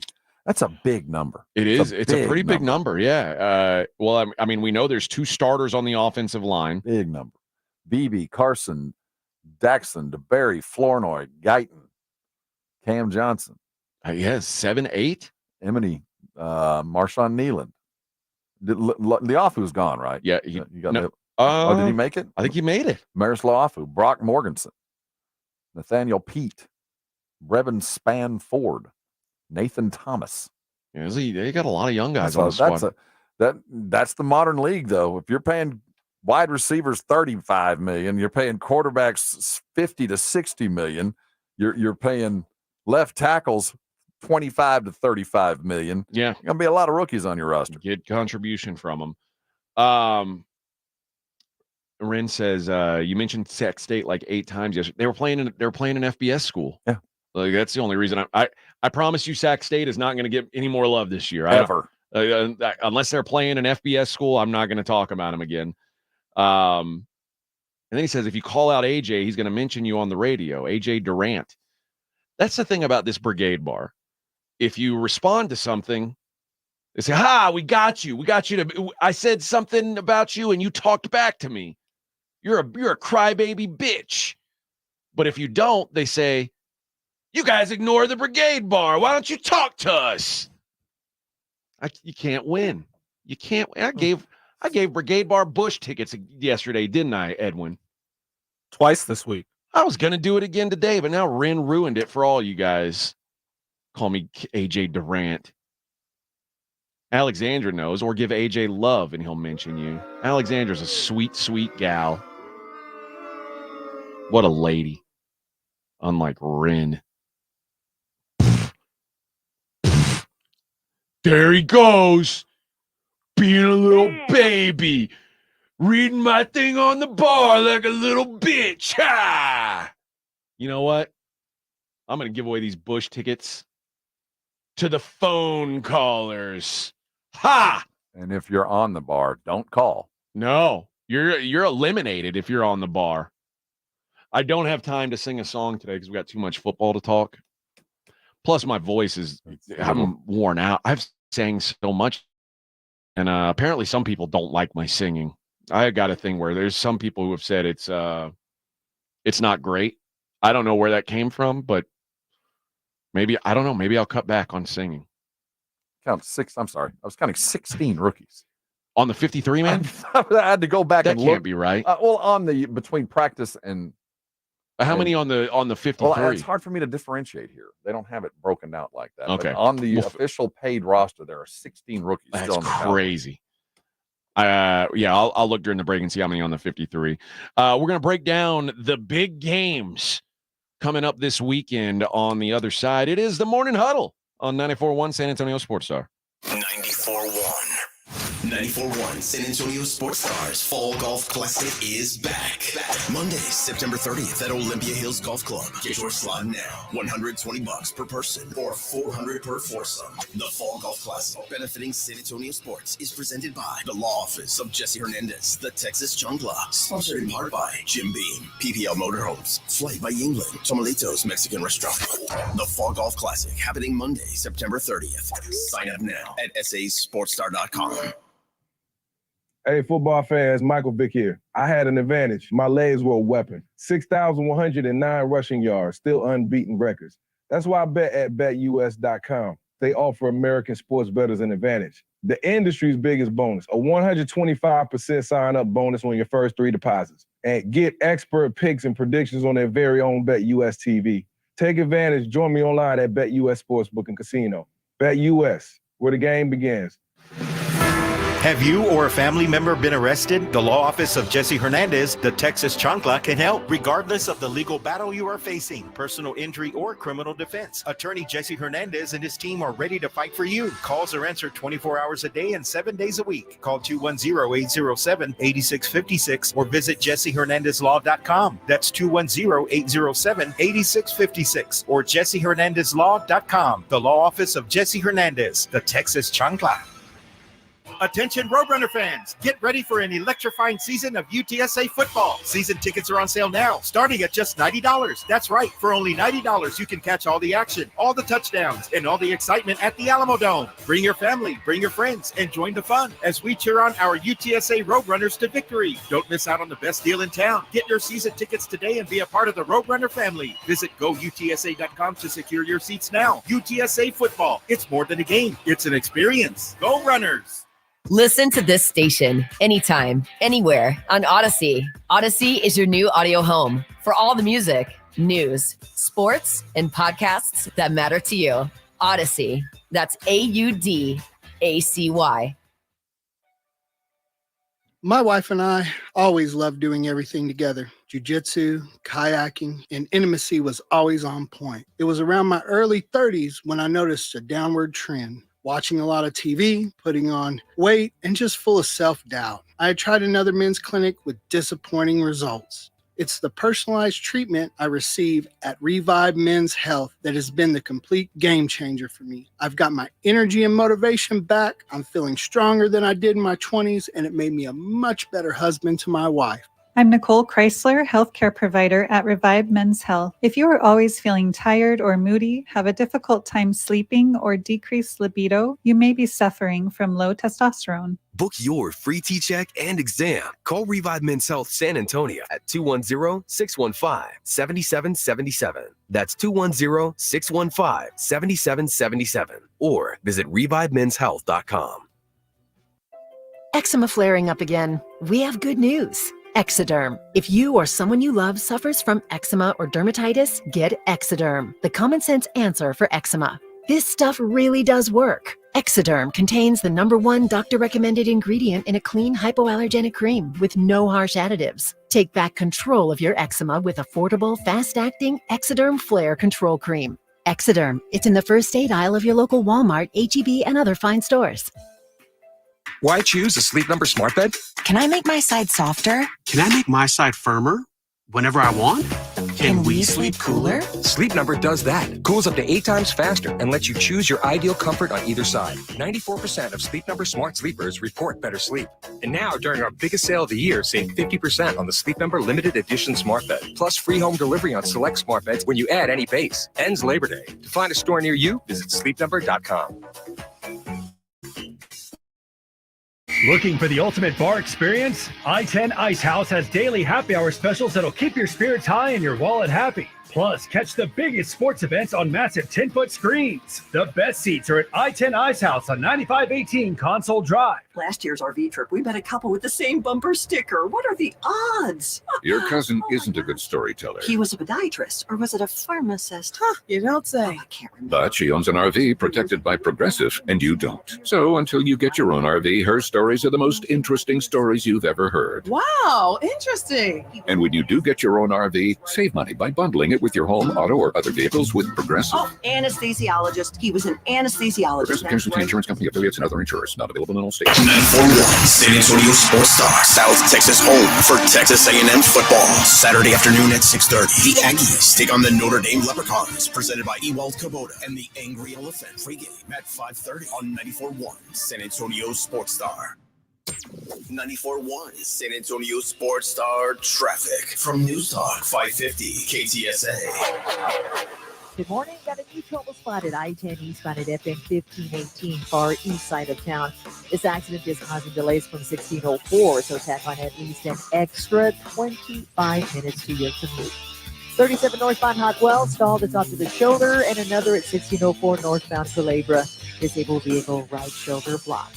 You guys see something we're not talking about? Give us a call on the traffic tip line, 210-785-2601. And Debbie Alcacer, KTSA. Time saver traffic. It's the Morning Huddle with AJ Hoffman and Rob Thompson on 94.1 San Antonio's Sports Star. That Debbie Alcazar, she's going somewhere.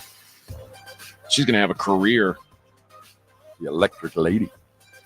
We're going to launch her, our traffic gal. You know, my traffic gal in Austin was a lovely lady named Ann Hudson, who has since gone on to have like this massive radio career. She's like a big star now with another radio company that will go unmentioned. Well, Debbie's in the San Antonio Radio Hall of Fame already. But it rhymes with I fart. We are lucky to have Debbie around. I feel blessed. I feel blessed. Is she a rock and roll DJ lady? I like that. I like a rock and roll gal. Made her bones over on 99.5. Nice. A rocker through and through. Should we playing like classic rock? No, she was progressive early. Okay. Straight you know up who? Are you familiar with Earl Bailey? Yeah, I know Earl Bailey, the basketball player. No, the rock and roll DJ. He's like a famous dude. I hear him now. I think he's only on Sirius now, but I hear him every once in a while. And Earl. I thought you said Thurl. Earl Bailey. Earl Bailey, and he's playing like classic rock. Oh man, he is the best. He's one of those dudes who like. He always say he'll have like it's not like a joke, I guess, but he'll have like a saying that leads into the next song. Like, we'll keep the music flowing like they do on Green River. Speaking of, here's Creedence Clearwater Revival. Like, I always like that. I like those kind of old school DJs. I wish I could be a rock and roll DJ. Well, alas, here I am doing. Don't quit your day job. Doing sports talk and singing Bush songs. Womp womp. Getting bitched at because I'm not talking enough UI-dub football. If you're doing music, are those humans? Yeah, those are real people. There's a couple. Oh, a few left. There's a couple. By the way, caller number 5. We'll make it easy today. You will go see Bush along with Jerry Cantrell of Alice in Chains fame, Candlebox and Bones at Freeman Coliseum, which Freeman Coliseum's much cleaner than I expected it to be. It's much cleaner on the inside than it looks like on the outside. You know what I mean? Like, I feel like I don't know what you expected, and I don't know how you define clean. There are a lot of people been to Joe Freeman lately go, clean? I just think, like, we went there for that indoor football game, and it didn't smell of manure. It didn't smell. I expected there to be like the smell of an old ass building. Like it smelled like an old ass building. Not in the way though. 50. Oh, it's been more than that. That thing's been there 75 years. Like man. When I think of a bad building smell, I think back to my childhood. And now, mind you, this was in the 80s even at the Astrodome. The bathrooms that had the giant troughs, yeah. There's something about a bathroom with a giant trough that the smell emanates the entire building. And the Astrodome always smelled like piss and stale beer. Well, see, here's what happened with I can't Joe imagine Freeman how it smells now. Forever was it played host to the rodeo. And what used to be, whenever you go to the Freeman, it smelled like a barn. There's smelled like in there. Right. Well, they managed to get that out. That it no longer smells like a barn. Well, so good for them. It's a pretty low bar. But you're right. Joe Freeman does not smell like a manure-filled barn. It's cleaner on the inside than you would expect when you see it on the outside, right? I'll give you that. But we're talking about a 75-year-old building, maybe older than that. It held up well for 75. Yes, and there's a reation why it's still in use. It's like Salma Hayek. Yeah, she's old, still gets the job done. I think that in the equivalence, I think not even close, man. No, I'll put some other older stadiums with Selma. Selma Hayek. Joe Freeman still gets Freeman's the job more done. like, let's see, if we're going to do that, let's She like Betty White? No, I'm just going to, what's somebody that aged appropriately, but not well? Okay. You know, I mean, they did all right, but I don't want to name a name because I'm Nancy Reagan. Nancy Reagan looked the same age from when I was a kid to when she died. I don't think she ever aged a day. She was an old lady when I saw her. She was old early. Yeah. I'll say like Joe Freeman would be like Courtney Cox. Looks good. Pretty good for what's gone on. Held on pretty well. They've injected a lot into that Joe Freeman. Just then. like Joe Freeman. There's a few coats of paint on that. But hey, respect. You got to work on it. You got to work to get I there. wouldn't But be ashamed to be seen at Joe Freeman. It's No, all I'm right. just ashamed to see with Courtney Cox. All right, let's take a look at some of these big games from the weekend. Penn State is at West Virginia. Country roads on the road. Take me home. That when James Franklin signed this home and home deal with West Virginia, this used to be a big rivalry. Yeah, right? This is a border rivalry. West Virginia, Pittsburgh, and Penn State all hate each other. Yeah. This is the best team that Franklin's had in a couple of years. This will show us some if he goes into West Virginia and wins. Penn State's got a real opportunity here to make a statement. I like this Penn State team more than I usually do. I do feel like there's something about James Franklin that makes me feel like inevitably he's going to lose a game that he's not supposed to, or he'll outcoach himself, or he'll win every game and then lose to Michigan and lose to Ohio State and just be average. But they are so good on the offensive and defensive lines, and if this Drew Aller is what people are saying he is, they might be dangerous. 7.5 is a lot on the road, but that's the only way I would look. Man, I'm mad. I'm so mad because Clemson got to plus 14 yesterday or maybe Wednesday, and I said, "Oh, it's at 14. They're gonna make it 14.5." And if I could get Clemson plus 14.5 against Georgia, I was going to buy into Clemson. Well, apparently a lot of other people had that idea, and now it's Georgia minus 12. So Clemson money pouring in all of a sudden, and I think that's the right way. This Georgia team is not the juggernaut that they've had the last several years.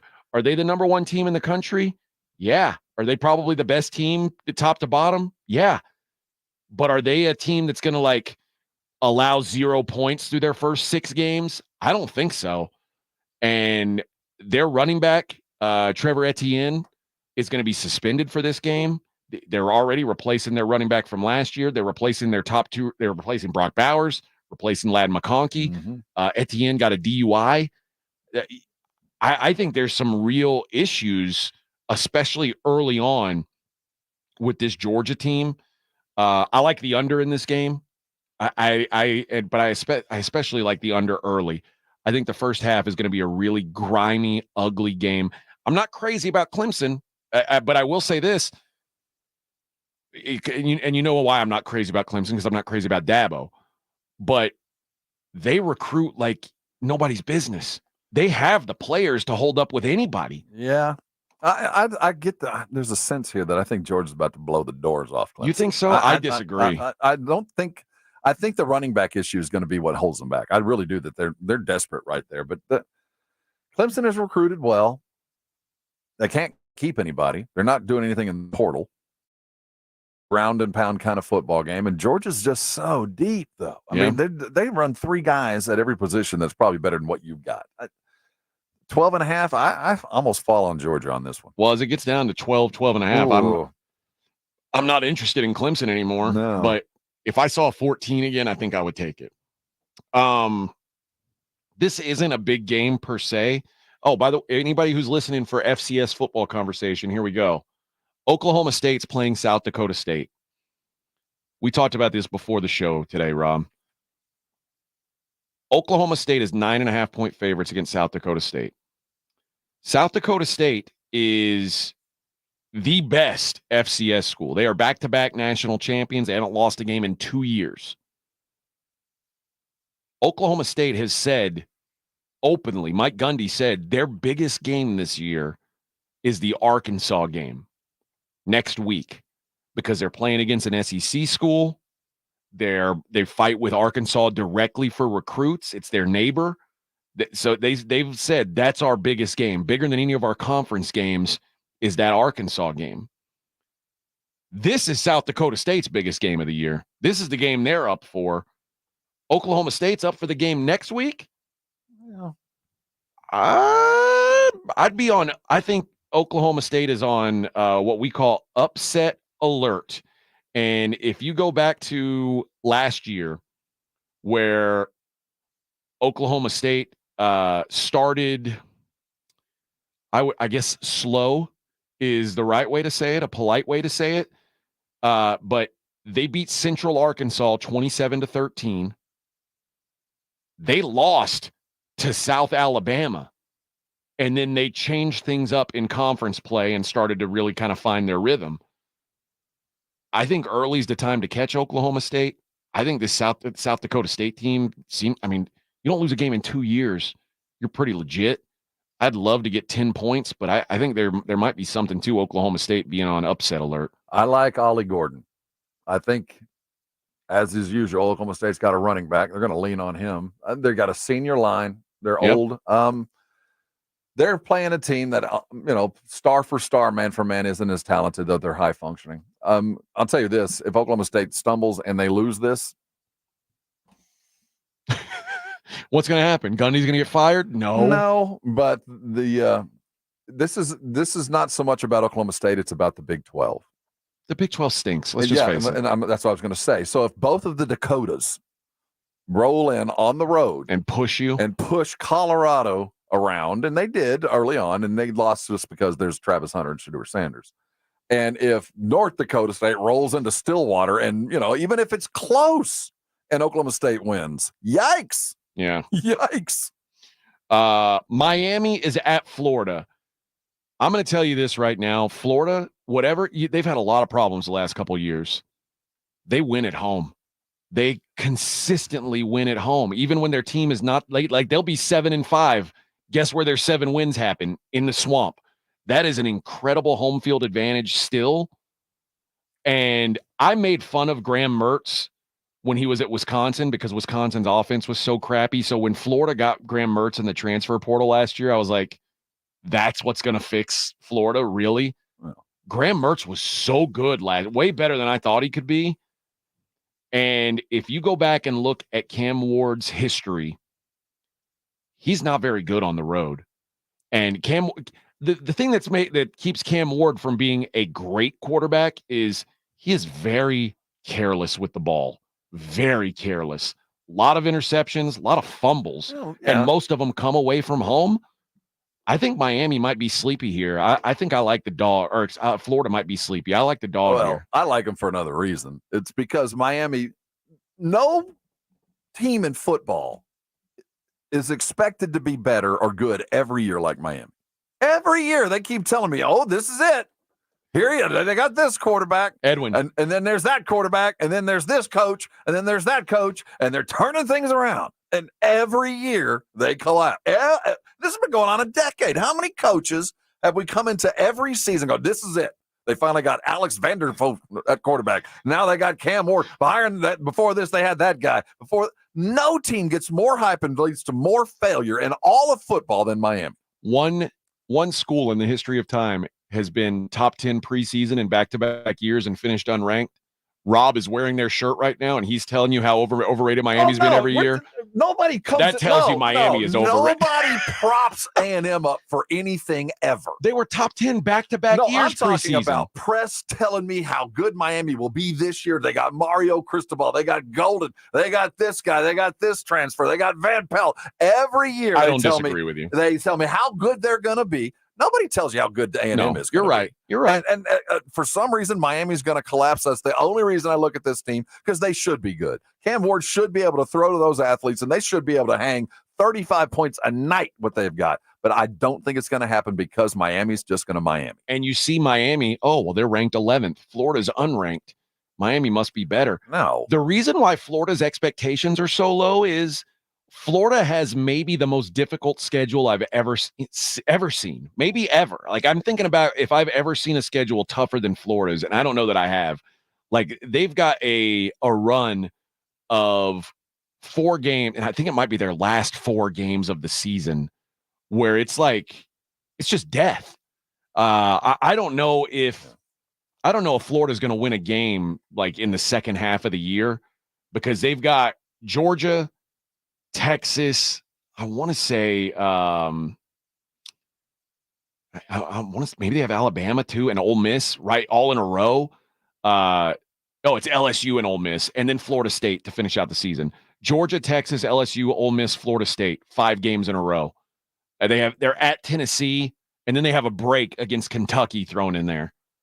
I mean, that is a hell of a schedule that Florida's got. So the expectations are low for Florida. I don't think they're any worse of a team than Miami, and they're catching 2.5 points at home. I like Florida as an underdog this weekend. And, we'll talk in depth coming up next on the Notre Dame A&M game. And, I guess we'll talk about the LSU USC game as well on the other side. But obviously, we got a lot of good games coming up this weekend. But those are some of the highlights. We'll get into that Notre Dame A&M matchup. I want to ask Rob what he thinks the keys to victory are for the fighting Texas Ags, and if he thinks they will get a victory. We'll talk about that next. It is the Morning Huddle on 94.1 San Antonio Sports Star.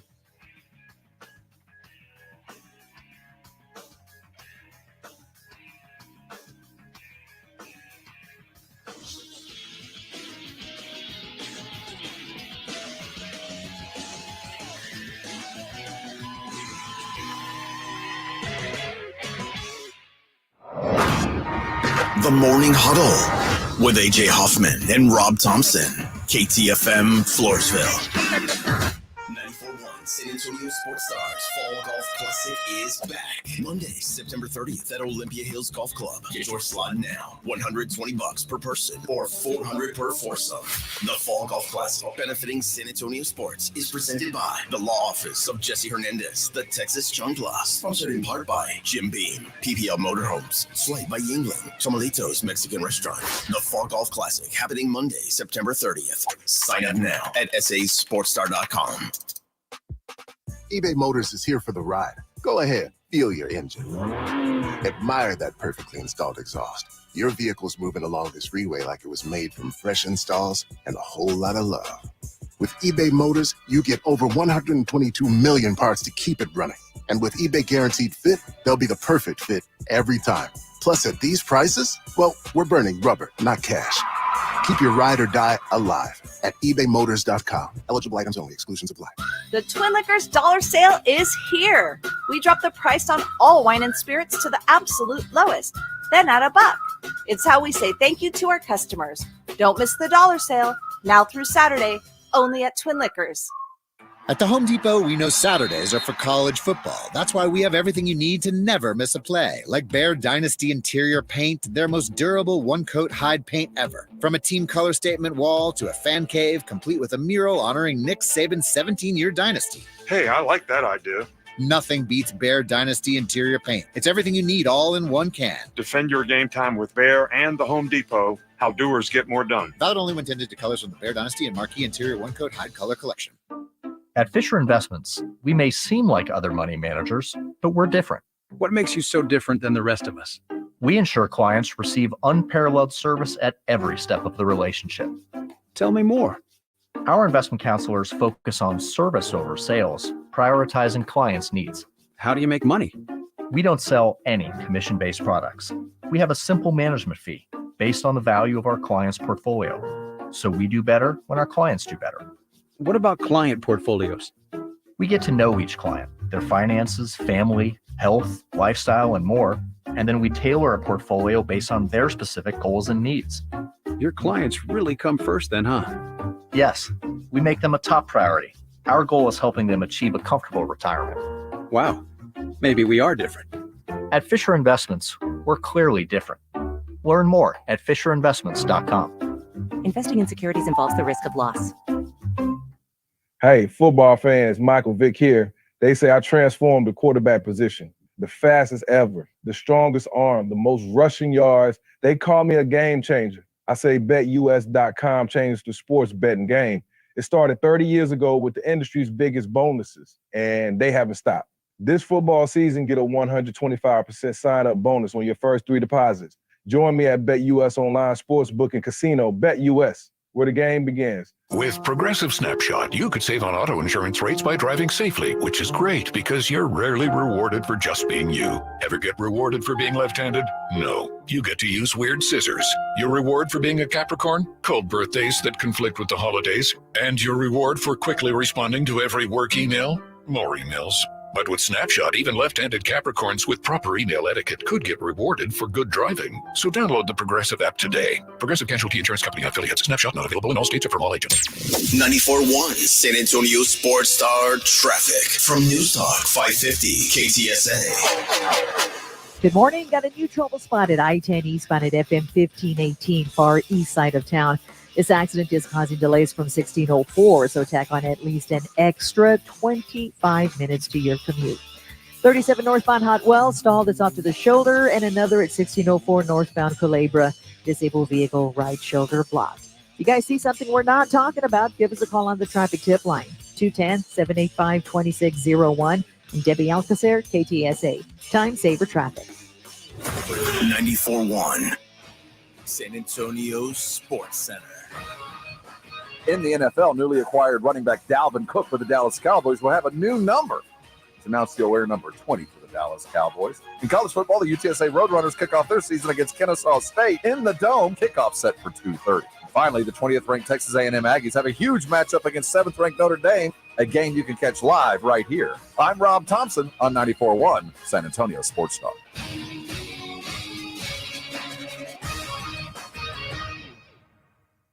Sports Center is brought to you by Buyers Barricades, the Texas Authority in Barricade Rental. BuyersBarricades.com. 94.1 San Antonio Sports Star, South Texas home for Texas A&M football. Saturday afternoon at 6:30. The Aggies take on the Notre Dame Leprechauns, presented by Ewald Kubota and the Angry Elephant. Pregame at 5:30 on 94.1 San Antonio Sports Star.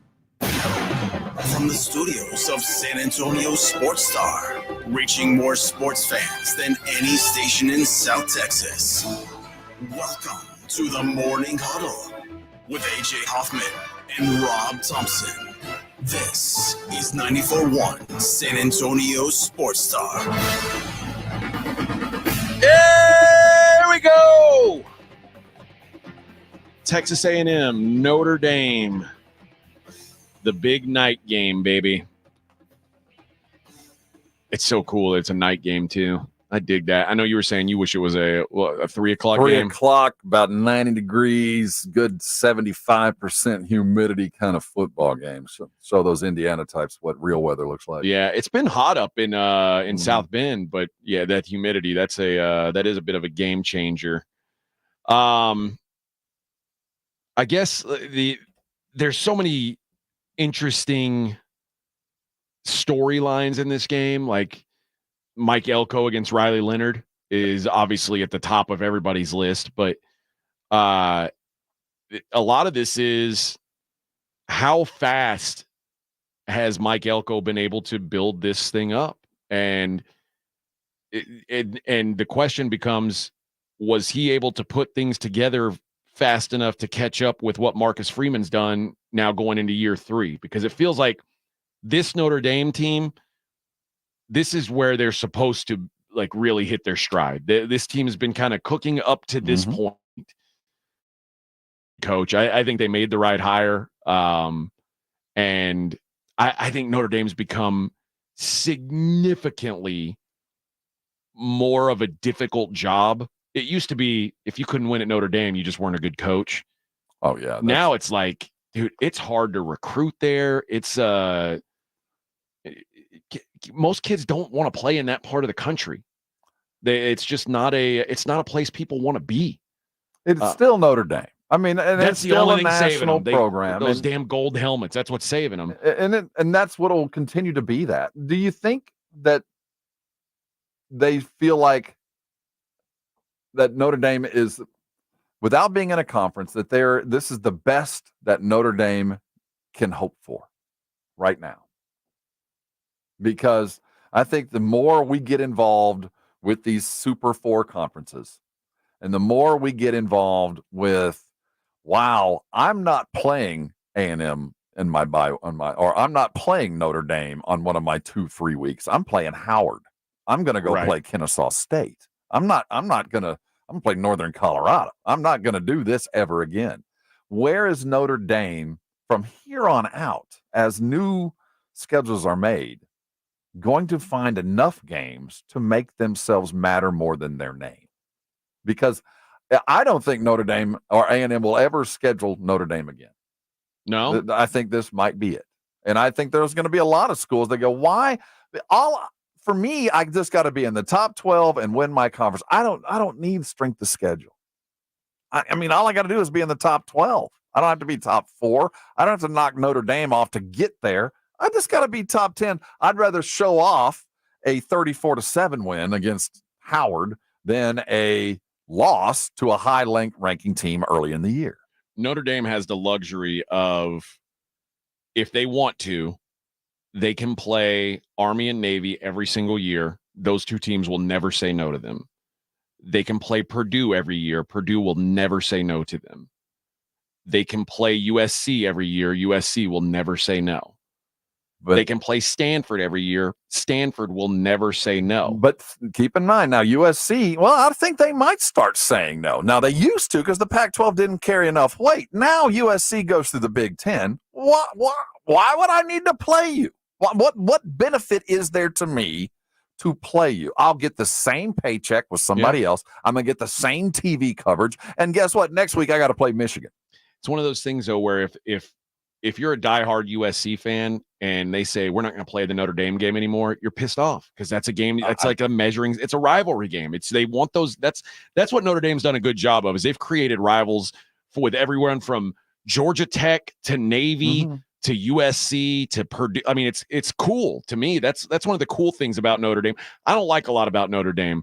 I do like that they're going to be in the ACC in 5 years, and that's the other thing. ACC teams aren't saying no to Notre Dame either because they're so desperate to get Notre Dame involved that and if I'm the ACC and I got Florida State and Clemson who are desperate to get out, and if I go get Notre Dame, I don't think they're so desperate to leave anymore, because suddenly now you do have enough strength of schedule. You add to the football, you add to the recruiting, and it kind of goes there. I will say the thing about what I do love about what Notre Dame has done, especially over the last 3 years after Kelly was gone, is this team is faster. They don't look like a Big Ten team they used to. They used to look like Michigan. They wanted to be big and strong and beat you up, and that's not how you win anymore. Notre Dame has speed on the edges. They've got a quarterback who slings it, and they play a modern style of football. And I think under Kelly, they were trying to hold on to what was, and Kelly was trying to bring things in, and he got tired of it. And I think that they've given new coach a little bit more reign. I don't think they're as good as they think they are. I will say that. I don't think Notre Dame is as good as they think they are. I think they're very good. I don't think they're that good. I think that Notre Dame has one of the best defenses in the country. I think that depending on how, and both these teams have the same question at quarterback, like how healthy are these guys coming back from injuries? Like how good are these guys going to be coming off of injuries? Where I think A&M has a big advantage here is, as good as Texas A&M's defensive front is, and it's probably the strength of their team, is their front seven. Notre Dame, their offensive line is a gigantic question mark. I mean, in the country, the first offensive lineman picked in the draft came from Notre Dame, their left tackle, and they have the 5 starters for Notre Dame combined have started 6 college football games. Their left tackle is a true freshman, a guy who was like literally walking the stage a couple months ago.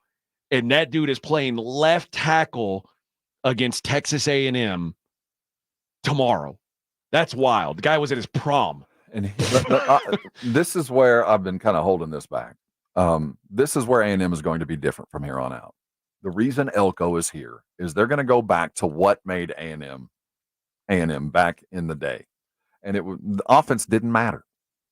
Offense was a secondary thought. We'll go get the guys that are going to – this is going to be a defense-first football team. It will be from here. Now they're going to go get, Connor Wegman was 5-star, and they're going to continue to get that. But Elko is here to make this team what it was. A defensive-minded team. The wrecking crew, no more than 28 points a game, no more than a touchdown a quarter. Will not. If you're doing that, you are going to stay here at A&M. If we're winning games defensively, if the game is a beat-down blitz fest, that's where A&M has always been successful, and that's where they're trying to go again. And I promise you that they are going to tee off on Notre Dame. Now, it might not work. This quarterback's got an eye, but they are going to be in his face at every opportunity. They're going to send a blitz. They're coming on Saturday night. They're coming. This is what Riley Leonard's able to do is the key here. Riley Leonard, people kind of forget. 2 years ago, people said Riley Leonard is the best pro prospect in college football. Made Elko's name, made him worthy of coming back. And Riley Leonard may still end up being a first-round NFL draft pick. Now, he hasn't quite panned out the way yet, but if Riley Leonard started his career at Notre Dame, he'd probably be a no-doubt first-round draft pick. Nick Scourton that the Aggies brought in from Purdue is maybe the best pass rusher that hit the transfer portal this offseason. They're coming. And like I said, to me, it's all about how does this Notre Dame offensive line hold up in what will be let's just call it what it is, an extreme environment. That's the other thing. They're not going to hear snap count. Yep. They're not going to hear audibles. And you're talking about how many new guys on that line in that kind of environment. That's why this line, even though every metric says Notre Dame should win on probably 60% of the time. How much? That's why they're not favored. How much faith do you have in Connor Wegman? A lot. I think Connor Wegman is unheralded. And when you look back at when he was at his healthiest, despite Jimbo and that pedestrian 1975 pro offense that he was stuck in, the guy can sling it. Now, he lost some wide receivers. He lost some really talented kids. So there might not be the guys on the other end of the ball. But I'm not worried about Connor Wegman's production. He is going to be just fine, given the parameters of what he's going to do. The offense is going to be more open. Now, I don't know how much more open you're going to be minus the talent that they went and losing their running back certainly hurt. But he's going to have plenty of time. This offensive line is junior and senior heavy, transfer portal heavy. These guys are going to be able to protect him if they can stay healthy. This will be the first time that he will have seen a line like this in 2 years. I think that the strength, as you said, is the Aggie front seven on both sides, inside and out. And it's going to be manifested there. Wegman's going to have time. Can they catch it? But the defensive side of the ball is going to be where the fun is for A&M this year. They're coming. This is going to be a fun, blitzing, moving, athletic defense, the likes of which that's the reason why Elko was brought back. The total in this game is 46.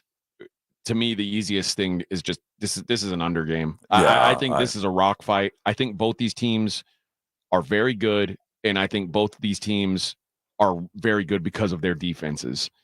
And they've got big name quarterbacks. They've got swagger at quarterback. But I think if either of these teams is in the playoff, it's because they've got a top 10 defense in the country. And I think both are capable of having top 10 defenses in the country.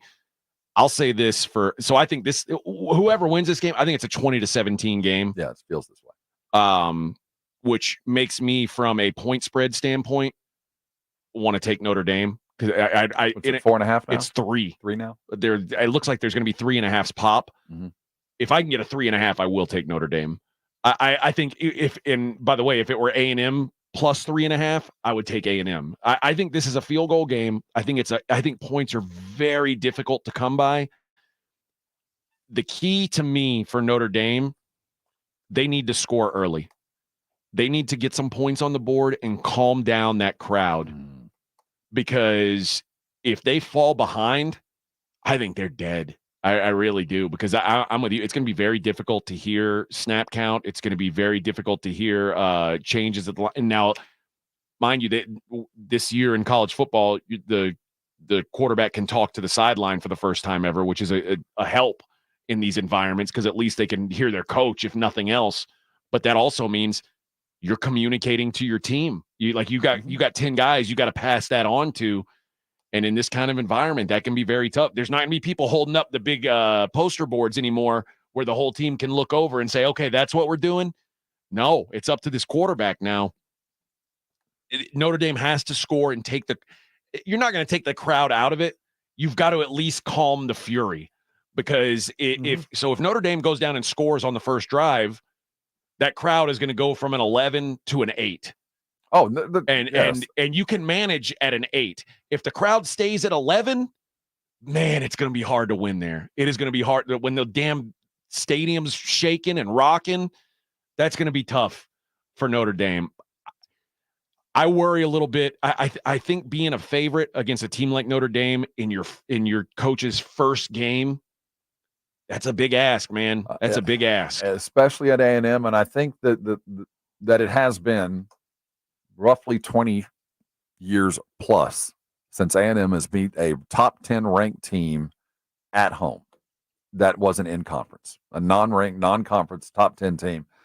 Normally A&M schedules them poorly, don't play up to expectations, and there's going to be in College Station this weekend.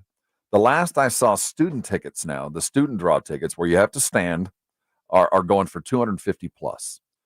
The cheapest just sit-down seat that I've seen in the last 24 hours was $500, and that was third deck top.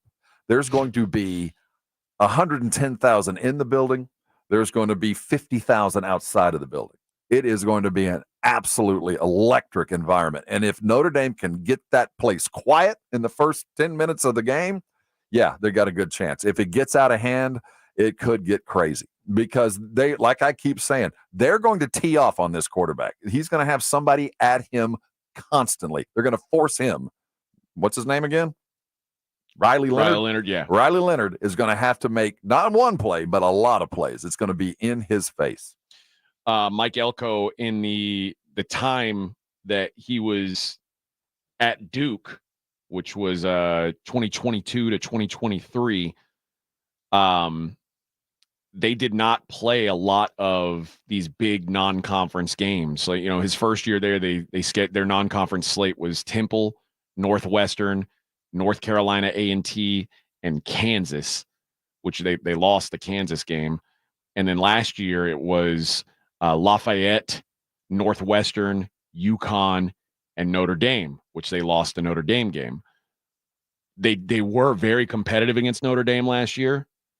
And another thing that I think they may have going for them is Mike Elko started the season last year against Clemson. Their season opener was against Clemson, and they beat Clemson. That was a huge, and it made people go, uh-oh, maybe Clemson's broken. But that was like being used to playing that huge game out of the gate is a nice luxury to have, certainly. The question I've got is, who's got the advantage?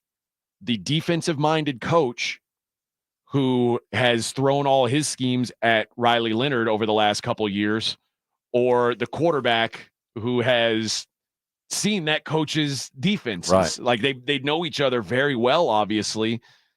Who do you think has the advantage there? Well, A&M got pressure on quarterback last year on 36% of the dropbacks in the SEC. That was fourth highest in the SEC. Riley Leonard, on the other hand, only completed 42% of his passes when somebody was in his face. So I think that obviously A&M's going to come at him, and I think that his coach Elko knows that if there's somebody in his face, he's got trouble.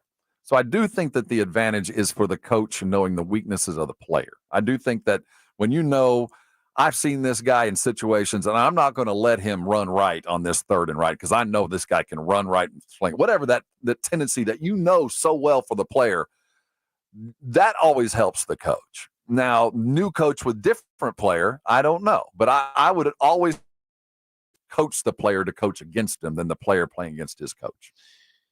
I'll also say this is good news for Aggie fan. In the Marcus Freeman era, Notre Dame, their 4 biggest road games. Year 1 at Ohio State 21-10. Year 1 at USC 38-27.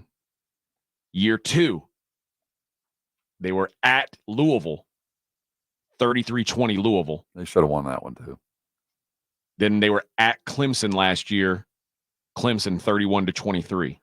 Now, So they have struggled but in these big road environments. Yeah, they didn't win, but I'll tell you, in every game you just mentioned, that's competitive score. I mean, they're in Death Valley and they're scoring 27 points. I mean, they're playing tough teams on the road and acquitting themselves. They're Notre Dame, but I agree. But I'm going to give them a little bit of credit for being competitive late into all these games, and that's what should scare A&M even more, because they have been there and they've been close on a couple of times.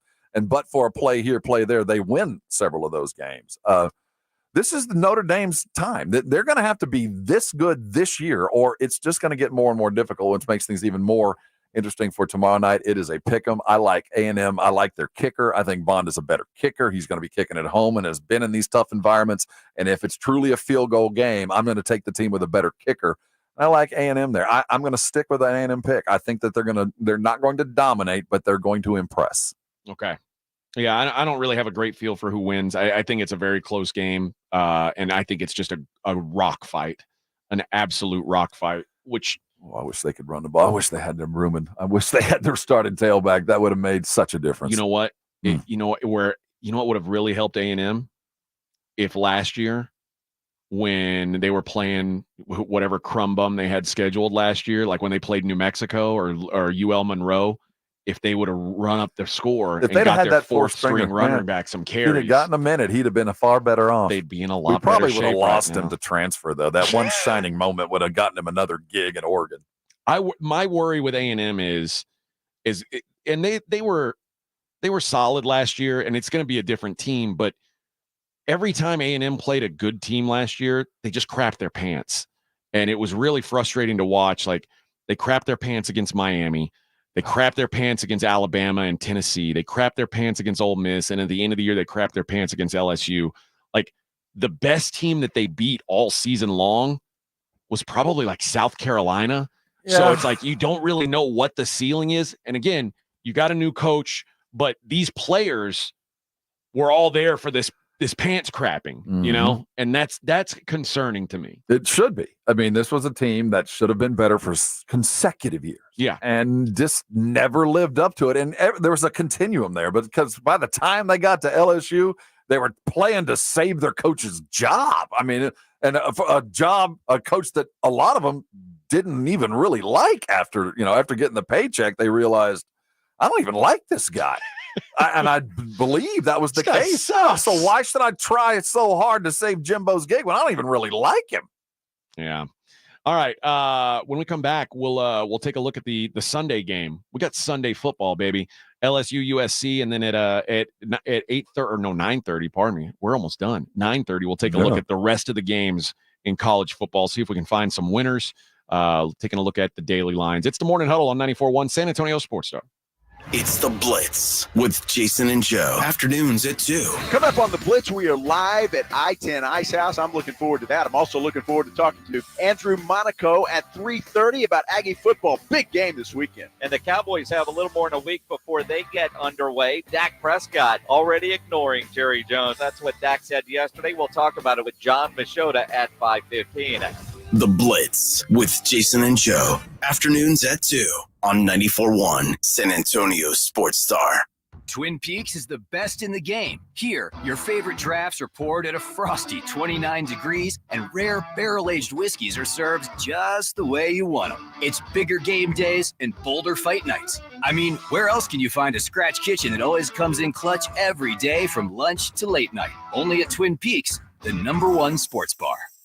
We take whiskey seriously. Taste the difference of a hand-selected bourbon at your local lodge, like the Twin Peaks Buffalo Trace Barrel Select. Awesome Tickets is your personal ticket broker. Big games, big concerts, big events. Need tickets? Stay local. Stop paying all those crazy fees on ticket apps. Awesome Tickets has your tickets for all the sports, concerts, any city, any event. Avoid the ticket app fees. Since 1994, Awesome Tickets is local and veteran-owned. You deserve Awesome Tickets. Call 210-226-5136 or online at awesometix.com. That's awesometix.com. Made in America, highest quality. That's Connecticut Quality Water Softeners. There's a reason Dave Ramsey says a Connecticut is a wise investment for your home.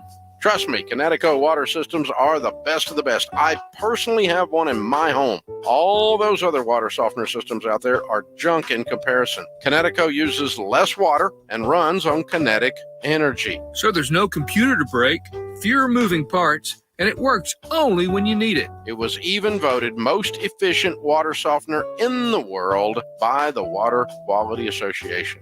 A Connecticut is made right here in America, has the best warranty in the industry, and is the wise investment for your home. Plus, you can try a Connecticut water system for 90 days absolutely free with no contract. Call Connecticut of San Antonio at 210-656-PURE. Check them out at ConnecticutSA.com and tell them Dave Ramsey sent you. ConnecticutSA.com. As a roofer, I'm always on the go. So I need to be able to get things done from anywhere. That's why I partnered with Beacon. With their unique Beacon Pro Plus app, I've got the brands I depend on, like GAF, right at my fingertips 24/7. I rely on Beacon because I never stop building, and neither do they. Now through September 15th, purchase GAF through Beacon Pro Plus and earn up to $1,500. Go to BECN.com or download the Beacon Pro Plus app today.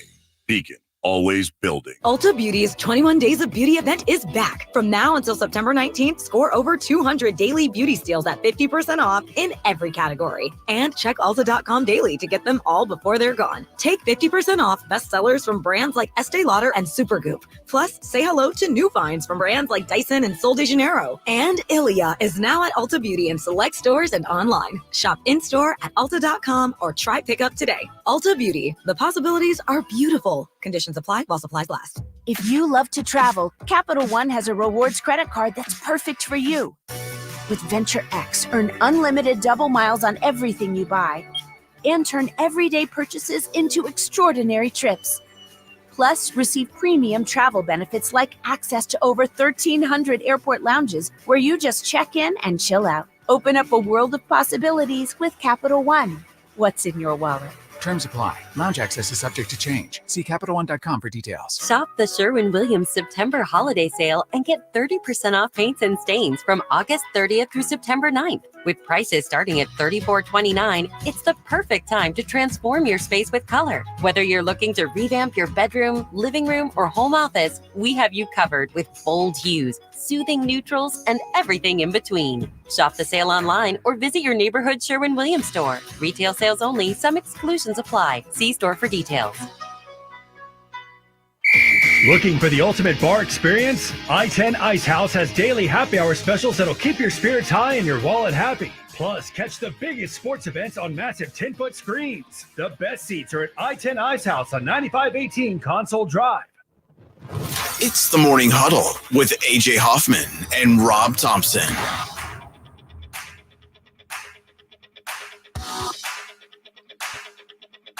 Notre Dame A&M. By the way, you'll hear that right here on San Antonio Sports Star on Saturday evening. In fact, you'll hear Andrew Monaco, the voice of today on the voice of the Aggies, as he gets everybody ready this afternoon. Let me tell you guys, also the high school game of the week, the Johnson Jags, or do we call them the Jaguars? What do we call them, Edwin? You're a proud alum. No, of Johnson. Yeah. Johnson High School. Are they the Jags or the Jaguars? Jags. The Jags. Jags. You just say Johnson Jags? Yeah. Okay. If you say Johnson Jags, I'm going to say Johnson Jags. They took on the Judson Rockets. Pregame starts at 7, kickoff 7:30. You can hear that right here. Brought to you by Hill Electric, Frostbank, NCE General Contractor, Southern Recipe Pork Rinds, Smoky Moe's Texas Barbecue, TSAOG Orthopedics, and the 149th Fighter Wing Texas Air National Guard. We got too many sponsors for this high school football. Got to tell you. I served in the 149th. Did you Proud really? Member of the Look at Fight you. 149th. That's right. Also, Joe Reinagel will be at the I-10 Ice House today from 2 to 6. That's 9518 Console Drive. Kick back and enjoy the start to the weekend. Get ready for the big college football, 2 to 6. And, of course, like I said, the pregame for Aggie starts at 5:30. Kickoff at 6:30, brought to you by Ewald Kubota and the Angry Elephant. Fine tractor, that Ewald. Boy, I'm so ready for this. I cannot. Just the Saturday morning wake up when you open your eyes and go, all right, 0 minus whatever hours till kickoff at 11. I got this much to do, but at 11, I'm on the couch, and you can pry my wide, sleepy ass butt off the couch sometime about midnight on Sunday night. And then Sunday, LSU at USC. We're starting to see some pushback. So USC, I felt real dumb because I bet USC. No, actually, no, I still feel dumb now that I think about it. I bet LSU -6. I like that. This is going to be this of all the football games this weekend. This one might be the most fun as far as just craziness, because I think USC is just going to uncork everything they can. I don't know what they're trying to do, but they're going to try to do it all. These teams have a lot in common. They are both replacing first-round draft pick quarterbacks. They're both replacing all their receivers. Neither one of them played a lick of defense last year, and both have new defensive coordinators. This would be a nuts game. Both of them were bad last year because their defenses sucked. Arrogant head coaches. Yeah. So who fixed their defense is what it really boils down to. USC got the coordinator from UCLA. LSU got the coordinator from Missouri. I didn't know that. Yeah. I'm not sure that I'm crazy about either. Maybe he left a more talented offense in Missouri to go there. Well, yeah, but it is the DC. Yeah. So, but yeah, a lot of it's just who can turn it around. But man, it'll be a fun game. LSU was so reliant on Jaden Daniels' legs last year that it's hard to know how good they'll be when he's not there. Miller Moss, I'm pretty sure Miller Moss is a good quarterback at USC. Like of course, he's got Lincoln. He's going to be fine. Every quarterback who ever shows up at USC is good, is supposed to be good when they're there. Now, do they end up being good? I guess that's the crux. But yeah, usually guys that if Lincoln Riley touches your shoulder pad, usually you're pretty good. Nussmeier, I guess, going for LSU. I don't know. I've seen enough of him. He can play. He can, but again, LSU got by so much last year on the legs of Jaden Daniels. Yeah, so when you don't have legs, how's this work? You have to, when LSU hired Brian Kelly, Brian Kelly, I think, did more with less offensive talent than a lot of coaches could have at Notre Dame. He just never could get the superstars. He got adequate offense and, won enough. You hoped that LSU would turn Brian Kelly into more of a Les Miles, to more of an LSU coach and less of a Notre Dame coach. But when I see Nussmeier as the quarterback at LSU this year, my fear for LSU is, and I want bad things to happen to LSU, but if you were for them, that Kelly is turning LSU into Notre Dame. Yeah. He's Notre Daming LSU. LSU has been hyper successful with super quarterback. I mean, Jaden Daniels, and prior to that, different kinds of quarterbacks, but super quarterback. Nussmeier ain't that. No, he's a good player. But he's surrounded with hyper athletes, an average quarterback. Feels not like the best prescription for LSU's long-term But success. you know what? I still remember, and this is probably the dumbest thing my worst take ever on the radio was I said on the radio and said, man, if LSU had a quarterback but like better than Joe Burrow, they could win a national title this year. They've got so much talent. If they had anyone better than Joe Burrow, then Joe Burrow, because Joe Burrow to that point had shown no signs that he was going to be Joe Burrow. There was if anything, Joe Burrow looked like at best an average college player, much less like an elite NFL quarterback. Turn that into the best college football team ever assembled. Yeah, at least the best season, offensive season, offensive football team I have ever seen. I mean, there's a good argument to be made. Certainly, I always love those. Who's the best college football team you've seen? There's been 3 in my life. Who were they? Texas when they won it all. 05. The USC team before that. Yep. And the LSU team. Those are the 3 best offensives in college I've ever witnessed. Yeah, I will. The Tebow Florida teams were pretty tough, man. But yeah, I go back to the Miami team, like the 01 or was it 03? Pretty deep. Miami, 01 Miami around then. Those teams were pretty beastly too. Mm-hmm. All right, let's hit our last stop set here. And when we come back, we'll do the daily lines. We'll take a look at the other games in college football. It is the Morning Huddle on 94.1.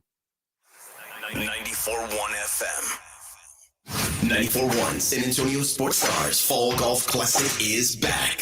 Monday, September 30th at Olympia Hills Golf Club. Get your slot now. $120 per person or $400 per foursome. The Fall Golf Classic, benefiting San Antonio sports, is presented by the Law Office of Jesse Hernandez, the Texas Chungla. Sponsored in part by Jim Beam, PPL Motorhomes, Flight by England, Tomalitos Mexican Restaurant. The Fall Golf Classic happening Monday, September 30th. Sign up now at sasportstar.com. You've heard me talk about GiveMeTheVin.com for years, but wait till you hear what our customer said about GiveMeTheVin.com buyer Garrett. Garrett has been beyond phenomenal to work with. And I have to say, it's been refreshing working with somebody that actually cares about people. He's made this entire process easy. They are a very professional company. If I ever need anything in the future, I definitely will be using this business simply for the fact of how incredible the customer service is. Sell us your car. GiveMeTheVin.com. So easy you can do it in your underwear. If you're thinking about a compact tractor and you want the best, you can afford a Kubota. I'm John Ewald with Ewald Kubota. Come into one of our 11 locations and check out our tractor package deals. We're offering 0 down and 0 APR financing for 84 months or up to $3,300 off select compact tractors. With a deal this good, you can afford a Kubota from Ewald Kubota. Check out our package specials at ewaldkubota.com. Now through September 30th, see us or go to KubotaUSA.com for full disclaimer. Hey, football fans, Michael Vick here. I had an advantage. My legs were a weapon. 6,109 rushing yards, still unbeaten records. That's why I bet at BetUS.com. They offer American sports bettors an advantage. The industry's biggest bonus, a 125% sign-up bonus on your first 3 deposits. And get expert picks and predictions on their very own BetUS TV. Take advantage. Join me online at BetUS Sportsbook and Casino. BetUS, where the game begins. Uline is here for the hard workers, for the ones rolling up their sleeves, working round the clock, and getting the job done. You're dedicated to doing what it takes to keep a business growing. Uline is dedicated to helping you make that happen. Working 7 days a week, staying fully stocked and ready to ship any of our 41,000 items the same day. Uline, your shipping and industrial supply specialists. Visit uline.com. Texting enrolls you into recurring automated text messages. Consent not required to purchase. Message and data rates may apply. Hey, Dan, how you doing? Haven't seen you around the gym for a while. Yeah, I've really fallen off. Since I turned 40, I just don't get the results I used to get. Could be lower testosterone. Lower T. Yeah, I went through it a while back. Once you hit 40, your body has less free testosterone. I got Nugenix Total T, and it's made a huge difference for me. I've seen that ad on TV. Is it for real? Oh, yeah. The key ingredient is something called Tesnor, which helps boost free and total testosterone levels to help you trim up and stay lean. And it's made a difference for you? Man, I feel like I'm in my 20s again, at work, in the gym, and in the bedroom. Are they still giving out complimentary bottles for people to try it for themselves? Yeah, you just need to send them a text. Text LION to 42424 right now for your complimentary bottle of Nugenix Total T, the #1 selling testosterone booster at GNC. Plus, text now and we'll include a bottle of Nugenix Thermo, our most powerful fat incinerator ever, to help you get back into shape fast, absolutely free. Text LION to 42424. That's LION to 42424. Looking for the ultimate bar experience? I-10 Ice House has daily happy hour specials that'll keep your spirits high and your wallet happy. Plus, catch the biggest sports events on massive 10-foot screens. The best seats are at I-10 Ice House on 9518 Console Drive. Life insurance. Why are you putting it off? Can't afford it? Too much hassle? Think you don't need it? There's lots of excuses for putting off life insurance. But if you weren't there, who would pay the mortgage and other bills? With Ethos, you could be covered in 10 minutes and boom, family protected. Ethos, fast and easy online term life insurance. Up to $2 million in coverage with no medical exam. Some policies as low as $1 a day. Answer a few health questions and get your free quote at getethos.com. That's getethos.com. Drivers who switch and save with Progressive could save hundreds, which could be life-changing. Life-changing. I mean, you could put money towards that zero-turn lawnmower you've always wanted. And after using its edge-shaping technology to meticulously sculpt the face of the Mona Lisa into your grass, you'll become the undisputed king of Saturday morning lawn care, leaving your neighbor and sworn enemy Gary to question his place in the delicate neighborhood ecosystem. And it's all because you could save money switching at Progressive.com. Progressive Casualty Insurance Company and affiliates, not available in all states. 94.1 San Antonio Sports Star Traffic from News Talk 550 KTSA. Good morning. We're still working this trouble spot on I-10 westbound at Wurzbach. Disabled vehicle left lane. On 410 westbound just past Karen Vital, this accident is taking up a left lane. And on the east side, I-10 eastbound FM 1518. This wreck is causing a 30-minute delay. It's heavy from FM 1516. Now, if you guys see something we're not talking about, give us a call on the traffic tip line. Now, we do expect heavier traffic this afternoon as folks take off for the long extended Labor Day holiday. I'm Debbie Alcacer, KTSA. Time saver traffic. The NFL is on. 94.1 San Antonio Sports Star. Let's get wild. Let's get wild. Let's jump right into it. Do this. We got a lot to talk about, so let's get into the daily lines. It's the Morning Huddle's look at the daily lines with AJ and Rob on 94.1 San Antonio Sports Star.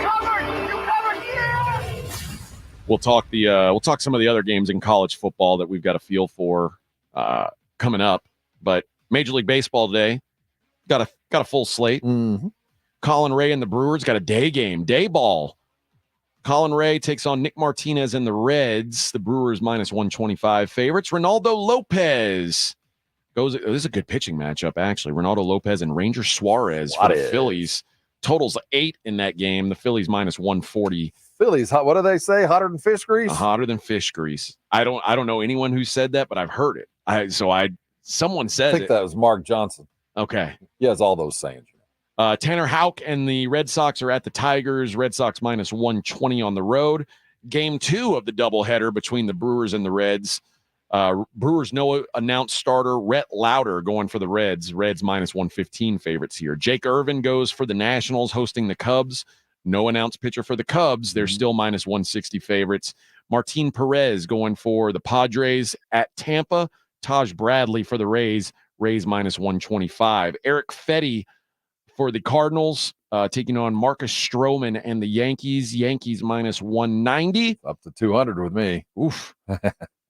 Bailey Falter goes for the Pirates. They are at Cleveland with Ben Lively on the hill. Guardians minus 155. John Gray goes for the Rangers minus 150, hosting Oakland with J.P. Sears. Jonathan Cannon, one of the a great pitcher name, but just not a great pitcher. Mostly because he plays for the White Sox. They host the Mets with Tyler McGill. Mets minus 225. Goodness. The White Sox are so embarrassing. Yep. You mentioned it yesterday. Their crowd, there's like 12 people there. And, when you see that, I feel bad. Well, you see it, you'd think, you just say, what, everybody just come on in. Yeah. Well, the first pitch, nobody bought a ticket.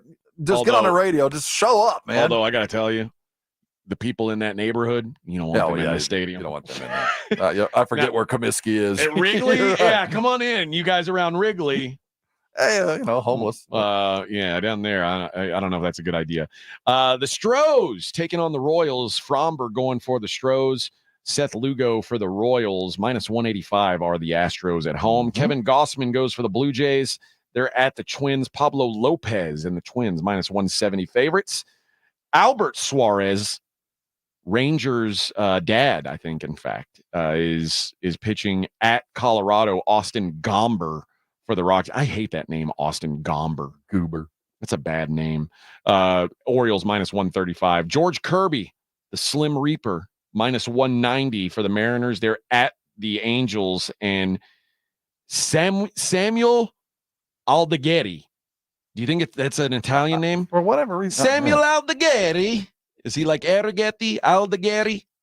I don't know. Hope he can pitch like Arrighetti. But minus 190 are the Mariners. Clayton Kershaw and Zach Gallen. This is a matchup. That's a big boy pitching matchup. Gallen is throwing some smoke. I like this one. Clayton Kershaw minus 135 at the Diamondbacks in a matchup of former Cy Young winners. Gallen's and 10-6. Adam Oler goes for the Marlins, who seem like they never win. They stink. They're the National League White Sox. They're at the Giants with Blake Snell. Blake Snell minus 280 with the Giants. Lady basketball, Rob.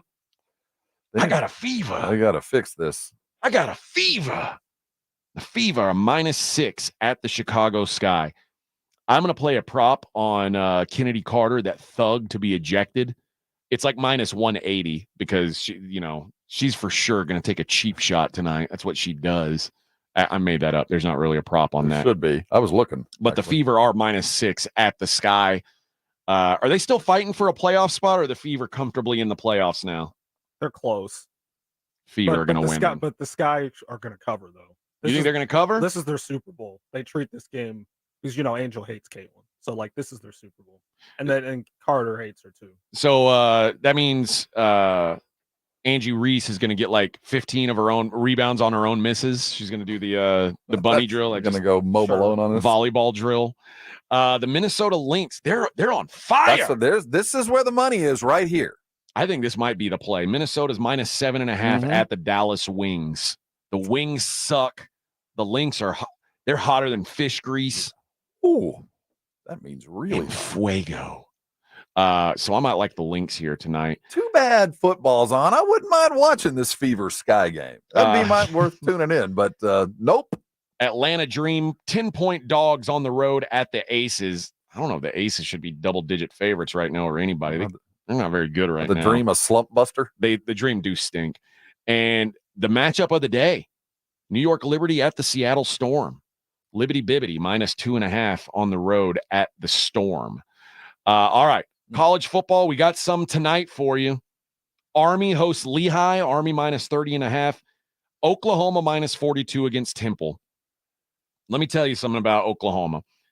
They're going to have a tough go at it this year. I think that it's not going to be an easy year for Oklahoma, first year in the SEC. They're going to want to get some feel goods, and their quarterback, Jackson Arnold, didn't have a feel good in his bowl game. So they said, we can schedule you a feel good here, and they scheduled Temple. Temple stunk last year. The only thing they had going for them was E.J. Warner. E.J. Warner's now gone. So now they're going to suck altogether. Oklahoma last year, the first game of the season, played Arkansas State. They beat them 73-0. They played at Tulsa a couple weeks later, 66-17. Venables is not afraid to run up the score on a bad team. Temple is a really bad team. I think Oklahoma is going to absolutely paste this Temple team. I like total. I like spread. There's nothing about this game in OU that I don't like. There's going to be some feelings hurt. You know what? The Temple coach is going to be like, I wouldn't have done that. Yeah. I wouldn't have run in that. I wouldn't have made it 64-0. Personally, I'd have taken a knee. But, But no, I say don't. Michigan State takes on Florida Atlantic. Florida Atlantic also really bad. And you know what? Michigan State got the right coach. They took basically everything that Oregon State had and said, you move here. I like what they've got there. I might like Michigan State -13 tonight against Florida Atlantic. Duke takes on Elon. Duke -25. I'd be careful about laying it with Duke. New coaching staff, new quarterback, 25. I mean, Elon's. I don't know anything about Elon at all. They're an FCS school, but 25, I don't know. Wisconsin against Western Michigan. Here we go. Wisconsin -24. This ain't your daddy's Wisconsin. This is a slow offense. They are not putting up many points. And I don't know if their defense is any good. I like Western Michigan tonight. And TCU is at Stanford. TCU -8.5. The total in this game is 60. Stanford's got some juice on offense. I don't know if they can stop anybody. If TCU, if they can't make a statement here, then they've fallen off the rails. Because to go from where they were 2 years ago to where they were last year was sad. To go from being in the national title game to not bowl eligible is sad. If you can't knock around this Stanford team with a new coach, you're in trouble, man. I like Sonny Dykes. I think he's a riverboat gambler, and he's ready for this game. I think he's going to have his team ready. We'll see. Saturday, Virginia. We talked about the big games. If you missed that, you can go back and listen. Starting at 8:00, we started breaking down some of these big games: Clemson, Georgia, Penn State, West Virginia, Virginia Tech, Vanderbilt. Virginia Tech's getting a lot of love, and I don't really know why. If I get a 14 with Vandy, I might be on Vanderbilt at home catching 14. They suck, but I think Virginia Tech kind of sucks too. Maryland's taking on UConn. Maryland minus 20. Another place, new quarterback. All right. Maryland puts points on the board. They used to. Tua's little brother gone. Yeah. Who's going to put up points now? Pitt takes on Kent State. Pitt minus 24. Iowa 22.5. Think about that. Iowa's a 22.5 favorite. How are they going to even score 22 Illinois points? State? That's what I'm they're saying. not even going to score 22 points. Caitlin Clark. I can't imagine they score 22.5. I don't know anything about Illinois State, and I'm tempted to take that plus 22.5. Louisville takes on Austin Peay. I matriculated at Austin Peay for a couple semesters. Let's go Peay. Let's go Peay. They are 36.5 point dogs, though. And that's an appropriate number. I think that is an appropriate number. They're going to get their ass kicked. But Louisville, 36.5 point favorites. Navy, 32 point favorites hosting Bucknell. Towson is at Cincinnati, minus 30.5. The Big 12's Cincinnati? That's right. Making their big they're not debuting. They've been in got there, it last year. Yeah. Washington State. No, I mean, it's a different world. There's no quarterback to bail you out. They're 28 point favorites against Portland State. Again, I don't know anything about Portland State. I ain't rushing to the window to bet on Washington State without Max, though, without Mad Max. Texas, a 32 point favorite against Colorado State. I've made the bet on Colorado State. I think I might have a little bit of regret, just because I don't think Colorado State can take advantage of the parts that Texas is missing. Like, Texas lost those 2 run stoppers. Colorado State's not going to even try to run the ball. They're just going to try to chuck it around. Are they? All I know about Colorado State was how hard they played against Colorado. I don't know what their talent level stinks. is. All I know is they play really, really hard. Yeah. I think they're under-talented. They don't have a prayer against Texas, but is this line just a little big? I mean, that was and I'm stuck with my bet. I bet on Colorado State. I'm going to ride you're it out. in good shape. I think that they're going to play really, really hard. Texas is going to step out and realize this isn't going to be that hard. We're going to get a nice little lead. And we're going to play some guys and have some fun tonight. I don't think Texas is going to show a lot. They got Michigan on Oh, deck. I agree. I don't think they're going to show a lot. I think you're going to see a lot of players. Yeah. I don't think you're going to see a lot of what the offense is. Ohio State hosting Akron. Now, this isn't an FCS school. This is FBS Akron from the MAC. Ohio State minus 48.5. I like Ohio State, Oh, baby. my God. This is going to be a 50-point romp. Yeah, Akron, one of the worst teams in FBS, and Ohio State, obviously, we expect them to be pretty good. Syracuse hosts Ohio. Syracuse minus 18. Miami of Ohio, 3-point dogs at Northwestern. Northwestern is playing in like a stadium that's going to hold like 10,000 people. That's right. They're playing in a high school stadium. They put a stadium together. Yeah. It's like, while they renovate theirs, they basically built it over the course of 2 weeks, this temporary stadium. And I don't know what it's going to look like, but Northwestern, a 3-point favorite. Nebraska, it's corn. They're taking on UTEP, the Miners. Nebraska minus 27.5. I think Matt Rule's figured it out. I like Matt Rule, and I want Nebraska to be successful. I do too. Indiana, a 22-point favorite against FIU. I like Indiana also. I think this is a team that could be onto something here. I think offensively they're going to be pretty good. UMass hosts Eastern Michigan. UMass minus 3. UTSA. Here we go, baby. Speaking of taking on one of the worst teams in D1, Kennesaw State. UTSA is a 25-point favorite. We still don't know who the quarterback is, I guess, huh?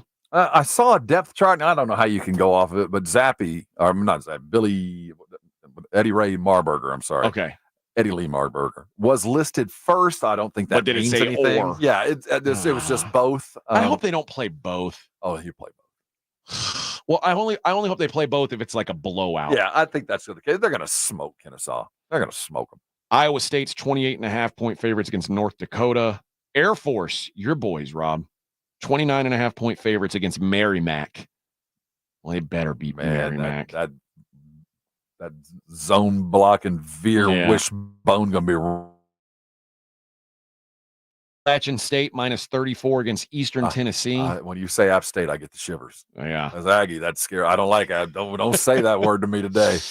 Northern Illinois takes on Western Illinois. Northern, apparently 5 touchdowns better than Western Illinois. Typical. North side got all the stuff. I think Western is called the Leathernecks, if I'm not mistaken. What a great mascot, the Leathernecks. Boise State, 13-point road favorites at Georgia Southern. South Carolina, 21-point favorites hosting Old Dominion. South Alabama, 5.5-point favorites hosting North Texas. I kind of like North Texas here. I think North Texas has some games. South Alabama, they brought in Major Applewhite. I don't know that Major Applewhite's a good coach. Last time we saw him, he wasn't a good coach. I don't know why he wasn't a head coach for 6 years. Now all of a sudden he's the head coach at South Alabama. I'm not so sure. I like North Texas as a dog here. Cal, 20.5-point favorites over UC Davis. Marshall, we are 30.5-point favorites over Stony Brook. Virginia, well, I do declare they are 19-point favorites over Richmond. Virginia, that's a border battle there. Well favored. Mississippi State, 24.5-point favorites over Eastern Kentucky. Liberty Bibbity, 35.5-point favorites hosting Campbell. That's the other one I like. You like Liberty? And 35 plus, yes. Yeah, Campbell, their quarterback, one of the guys who left. So that's going to be an uphill battle for them. East Carolina, 31.5-point favorites hosting Norfolk. Oregon State, 28.5-point favorites hosting Idaho State. Idaho State's really bad. But again, Oregon State this is year 0. Mm-hmm. They lost everything, and most of it directly to Michigan State. Alabama takes on Western Kentucky. Western Kentucky is so bad on offense, and I think Kalen DeBoer is going to want to come out with Jalen Milroe and make a statement. I think Alabama's going to put up some numbers in this game. Do you think Alabama's going to look or feel any different? I think defensively they're going to feel different. I think we may see them improve on offense. Improve or just be more interesting? Be more interesting. Yeah, I wonder. I think they'll be more dynamic offensively. How about that? Because I think Jalen Milroe will be better. Yeah, I think he's going to be good, but he's still coaching because DeBoer's kids at Washington look very different from the kids at Bama. Different style, different format. I just wonder what he's going to do with Bama and how long it'll take before he gets his type at Washington, if he ever does. I like Fresno plus 21 at Michigan, too. Michigan would look ahead. That'll do it, friends. Enjoy the Blitz today, 2 to 6. We'll see you on Tuesday. Enjoy the games. Riding the Work with AJ Hoffman and Rob.